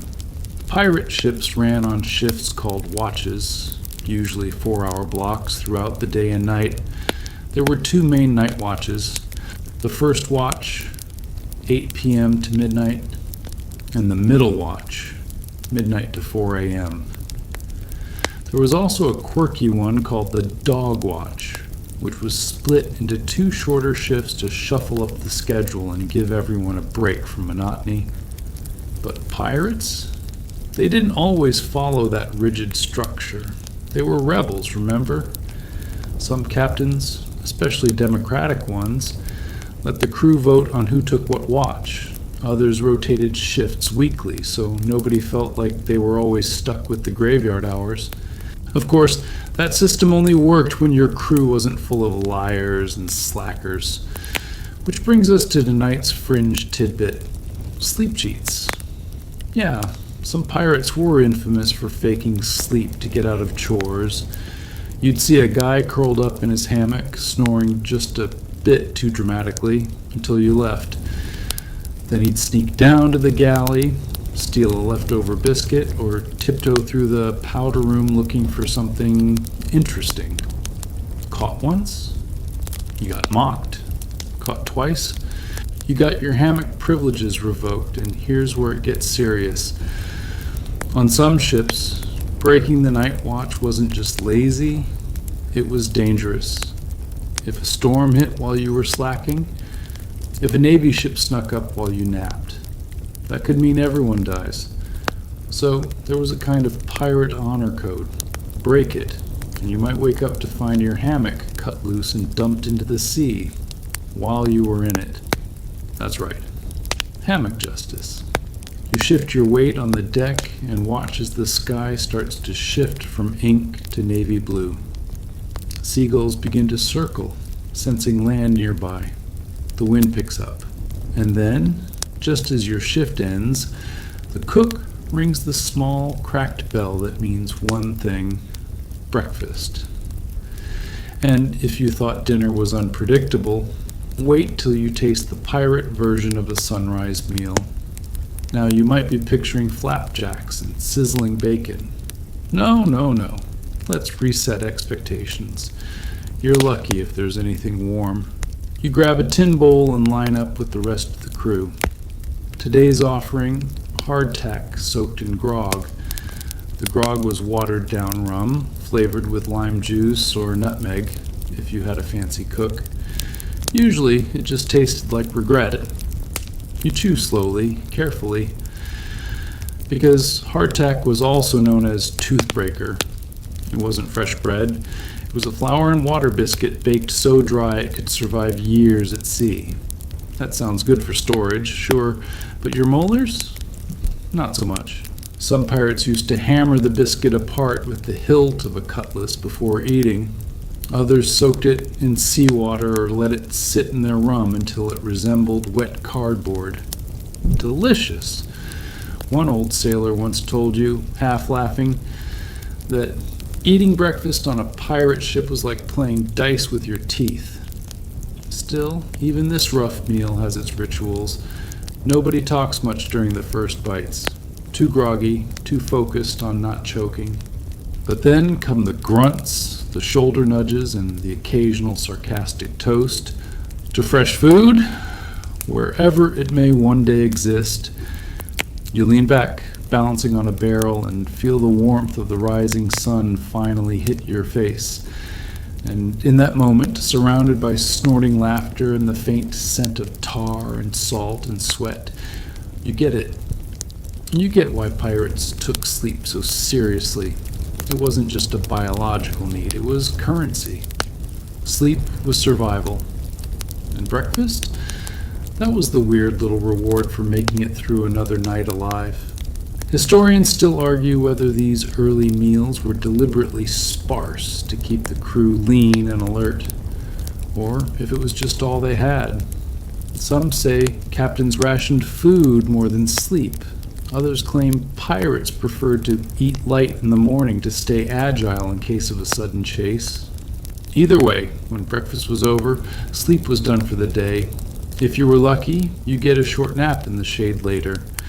But mostly it was back to work, and work meant checking your hammock again. That's right, pirates didn't just sleep in hammocks, they slept with them. Each man was responsible for maintaining his own, checking the lines, drying it in the sun, patching up holes. A ripped hammock in the middle of the night? You might wake up face first on the hard deck, or worse, roll right into a rat nest. So every morning, like clockwork, a few pirates would unhook their hammocks and string them across the rigging like laundry. Others stuffed them into canvas bags hung from the beams. A messy or stinky hammock? Grounds for teasing, or worse, getting a dead fish tucked inside as a message. And let's not forget that pirates lived where they slept. The line between rest and reality blurred. A man might stash his coin pouch under his hammock. Another might carve his name into the wood above where his head lay each night. Some had charms, tiny tokens tied to their ropes, a shark tooth, a ribbon from a girl in Port Royal. One guy even had a carved wooden duck named Gerald. Don't ask. But it all meant something. These weren't just sleeping arrangements. They were tiny zones of control in a world that constantly rocked and reeled. And maybe that's what pirate bedtime was really about. Control. In the chaos of mutiny, storms, and betrayal, sleep was the one thing you could protect. You could claim it, guard it, earn it. And if anyone messed with it, you'd make sure they never slept comfortably again. You stretch, your bones cracking like old rope. The sun is up, breakfast is done. The hammocks are tucked or drying, and just like that, The nighttime chapter of pirate life closes. But even in the daylight, its shadow lingers, in the squint of tired eyes, in the way the helmsman stifles a yawn, in the quiet, shared memory of dreams that came and went on a creaking ship in the middle of nowhere. The next night will come, the next anchor watch, and the next strange lullaby hummed into the dark. But for now, you're awake and alive. You're halfway up the rigging when the wind shifts. Not a strong gust, just a subtle change, like the sea clearing its throat. You pause. Every pirate knows that sound. The sails puff a little wider, the ropes creak in protest, and below, someone curses softly. A weather change. You slide down the lines, landing with a soft thud on the deck. Around you, the morning sluggishness fades like steam. Boots scuff, orders echo, and then the lookout yells one word that slices through the air like a cutlass. Ship! You don't even need to ask. Your gut tightens. This isn't a friendly merchant. This isn't a supply runner from Tortuga. This is one of them. Maybe a Navy brig with too much pride and too many cannons. Or worse, another pirate ship. One that doesn't play by your bedtime rules. You scramble to your post, adrenaline kicking in. Your eyes burn with tiredness still lurking in your bones. But no one's asking if you slept enough. That ship is coming, and whatever's aboard it is your new priority. Now here's the strange part. Despite everything about pirate life being unpredictable, when it came to battle prep, pirates were methodical. Downright ceremonial. First, the hammocks. You roll yours up without even thinking, not just because you want it dry later, but because, oddly, it's part of the defense. Mainstream historical fact. Pirates and Navy ships alike used rolled-up hammocks as impromptu bulwarks. When a fight loomed, they'd string them along the deck railings to absorb musket fire and splinters. It was like armor for the ship, soft, sea-worn armor made of dreams and mildew. You help loop them into place, and as you do, you feel a weird sense of comfort.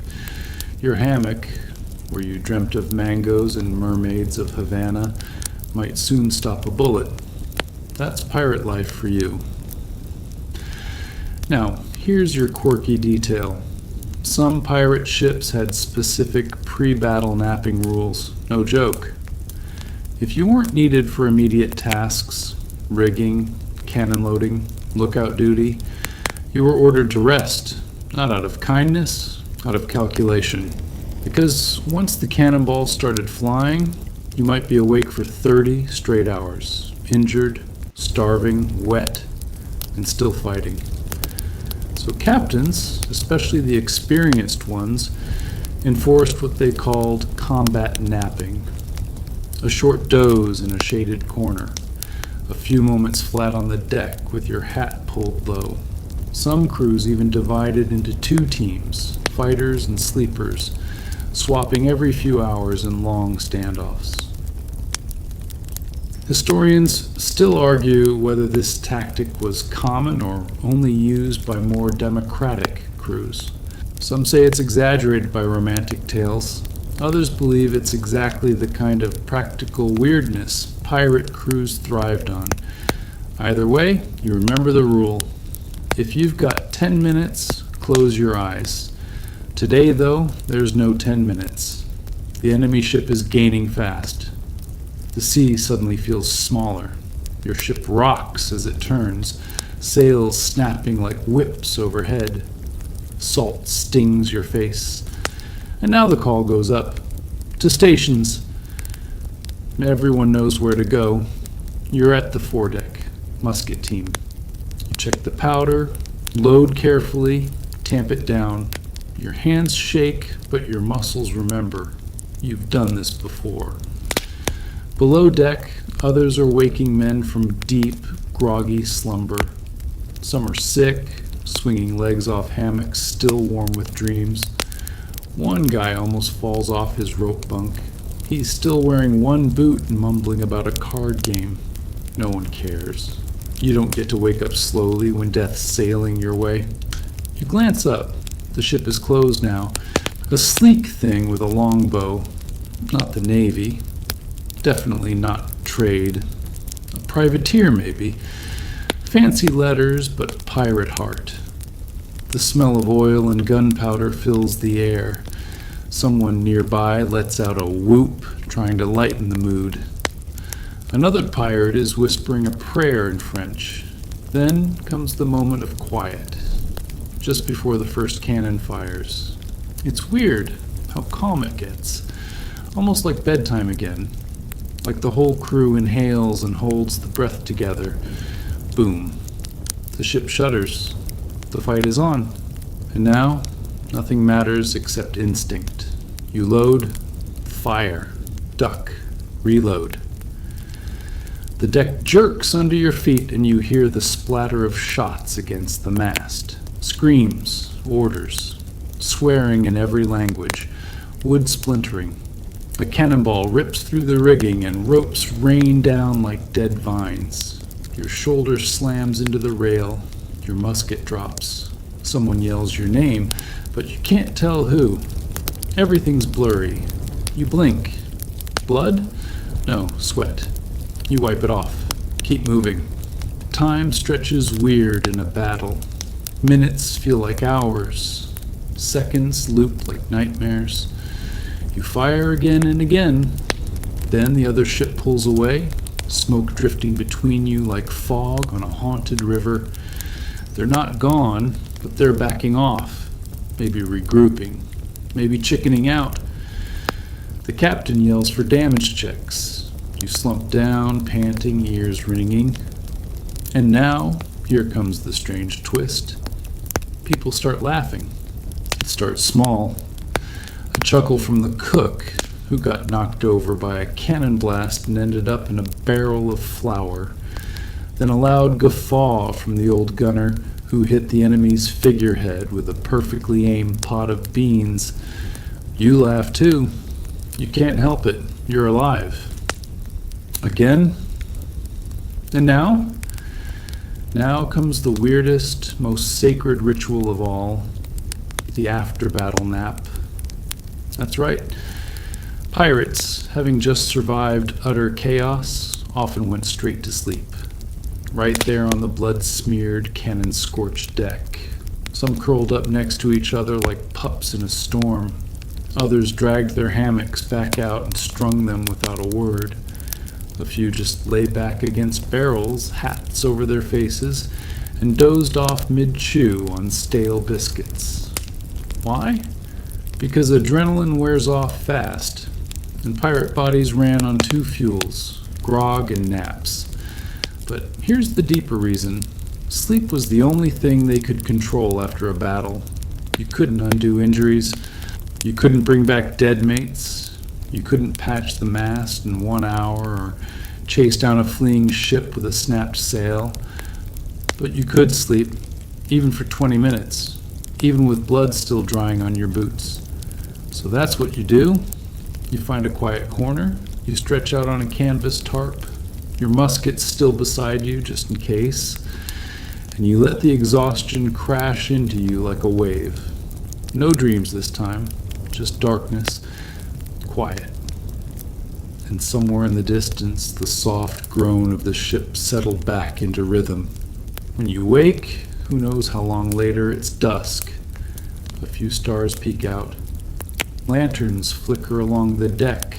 Someone's fixing the rigging, another's humming a tune about a girl in Martinique. And then, like clockwork, the bell rings.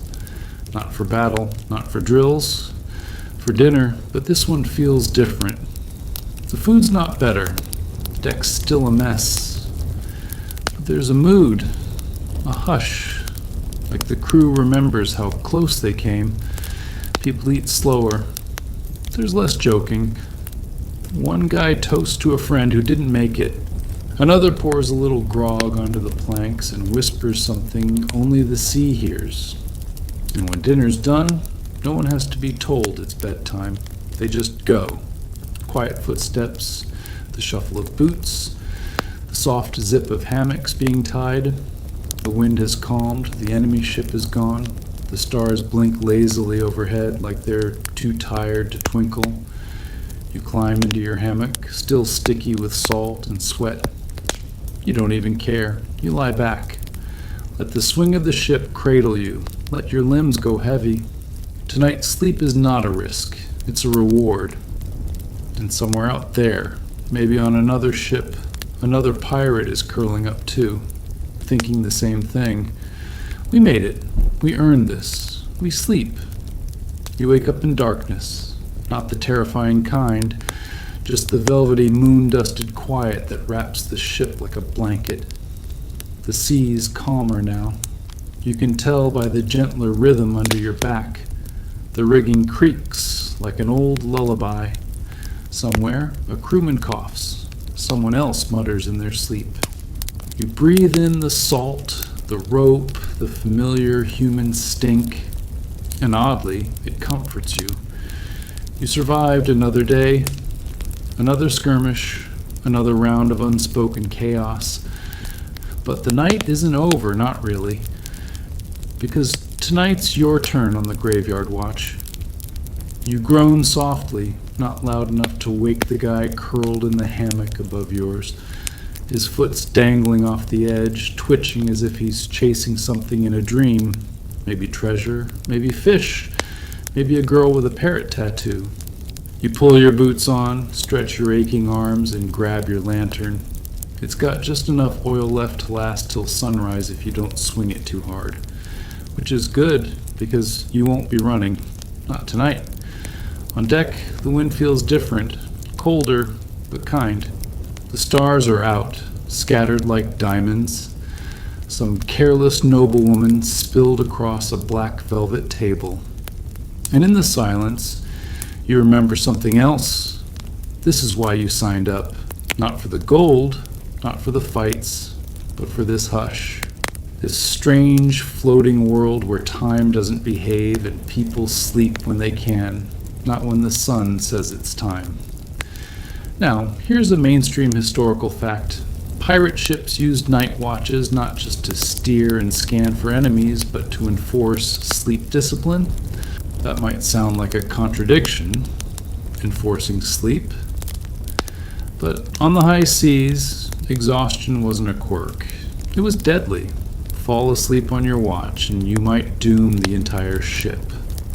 Oversleep your shift and you might miss a sudden squall or an approaching enemy. So they made it sacred. If it was your time to sleep, you slept. No cards, no drinking, no sneaky midnight sword-fighting contests, though those still happened, usually ending with someone falling into a barrel of fish heads. If it was your watch, you stayed awake. Even if you had to chew coffee beans or pinch your inner elbow raw to keep your eyes open. Even if your legs shook from fatigue and your brain felt like it had been wrung out and sun-dried. The hammocks helped with this. There was no accidental dozing off in a corner if the only place to rest was up high, swaying in the air like a cradle. And those who tried to skip sleep, they earned extra duty, or worse, the stink eye from the cook. Now, remember the guy from Section 3 who used to talk in his sleep? He's snoring again, back below deck. That same guy once told you something kind of poetic between mouthfuls of stolen oranges. He said, "Sleep on a ship is like coins in a jar. You never know how many you'll need tomorrow, so you save what you can tonight." You didn't appreciate it then. Now, on this wind-chilled deck with only your own thoughts for company, it makes sense. You wander to the port side, where the moon casts silver trails on the sea. There's no sign of other ships, no storm clouds, just an endless, peaceful nothingness.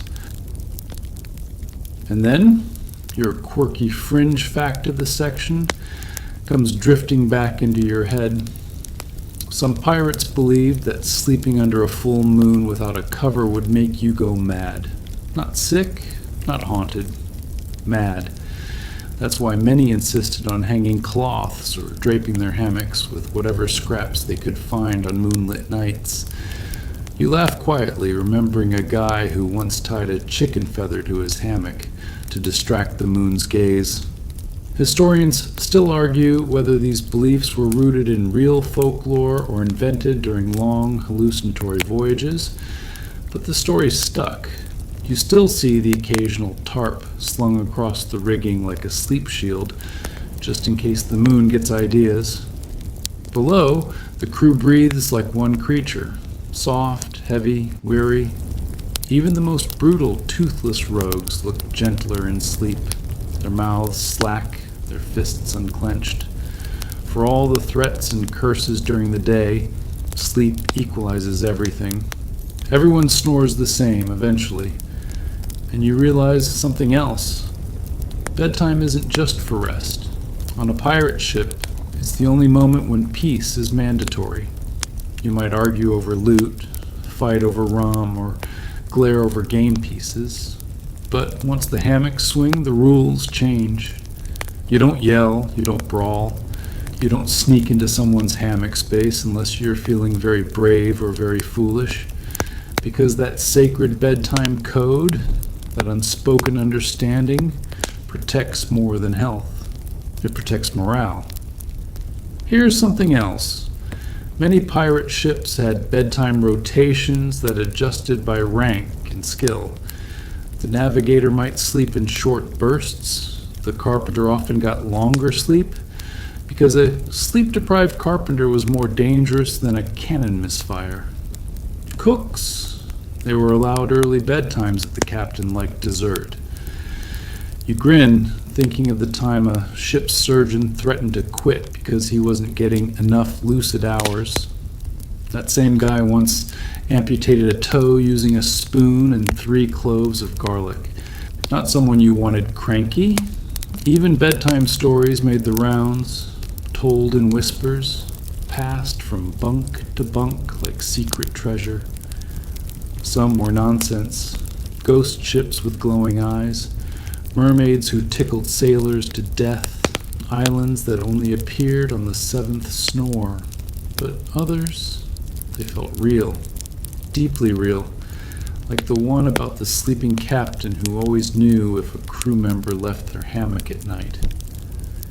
His dreams feel footsteps, they said. You heard that one was too young and didn't sleep properly for a week.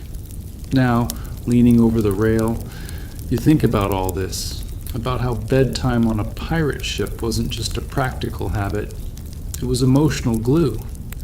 People think pirates were chaos incarnate, snarling, grog-swigging maniacs. And yeah, there was plenty of that. But there was also this, a rhythm, a structure, a world where bedtime rules kept men from unraveling, where your hammock wasn't just your bed, but your hiding place, your sanctuary, your best shot at seeing the next sunrise without falling apart inside. A shipmate tiptoes past you, nods silently, and heads toward the galley, maybe for water, maybe just stretching their legs. You let them pass. Everyone knows the rule. Silence after midnight. You glance at the stars again, charting constellations the way the navigator showed you. There's the archer, the sea goat, and over there, the owl, or at least the one you call the owl because nobody's corrected you yet. And then it hits you. Tomorrow there will be more sails to climb, more repairs, more grumbling, maybe another battle, maybe a sudden brutal storm, or maybe a floating crate of rum will drift toward the ship like a gift from Poseidon. But tonight, there's only this, the sway, the hush. The sound of deep, grateful sleep is all around you. You close your eyes for just a second, just long enough to memorize the piece, and then you resume your post, lantern low, heart full. Another night in pirate heaven, another victory for bedtime. The ship rocks gently, like it's trying to soothe the sea itself. The sails barely flutter now. The stars hang low and quiet, as if they too are tired of sparkling and are ready for sleep. Your watch is over. You walk softly back across the deck, boots making no more sound than the breeze. Below, the hammocks sway in silence like petals on the tide. You slip back into yours, the canvas still warm from the body you left behind, and let yourself relax, bone by bone, breath by breath. All around you, the ship hums with invisible calm. The wood sighs, the ropes murmur. You hear someone stir nearby and then settle again. The sea outside whispers against the hull as if singing to the sleepers inside. And you close your eyes. The battles are over. The rules are clear. You've earned this silence, this swing, this softness. Let the wind take care of the sails tonight. Let the stars keep their secrets. Let the ship drift just a little longer while you sink into the weightless dark. You're safe. You're still. You're home. For now. Sleep, pirate. Sleep deep.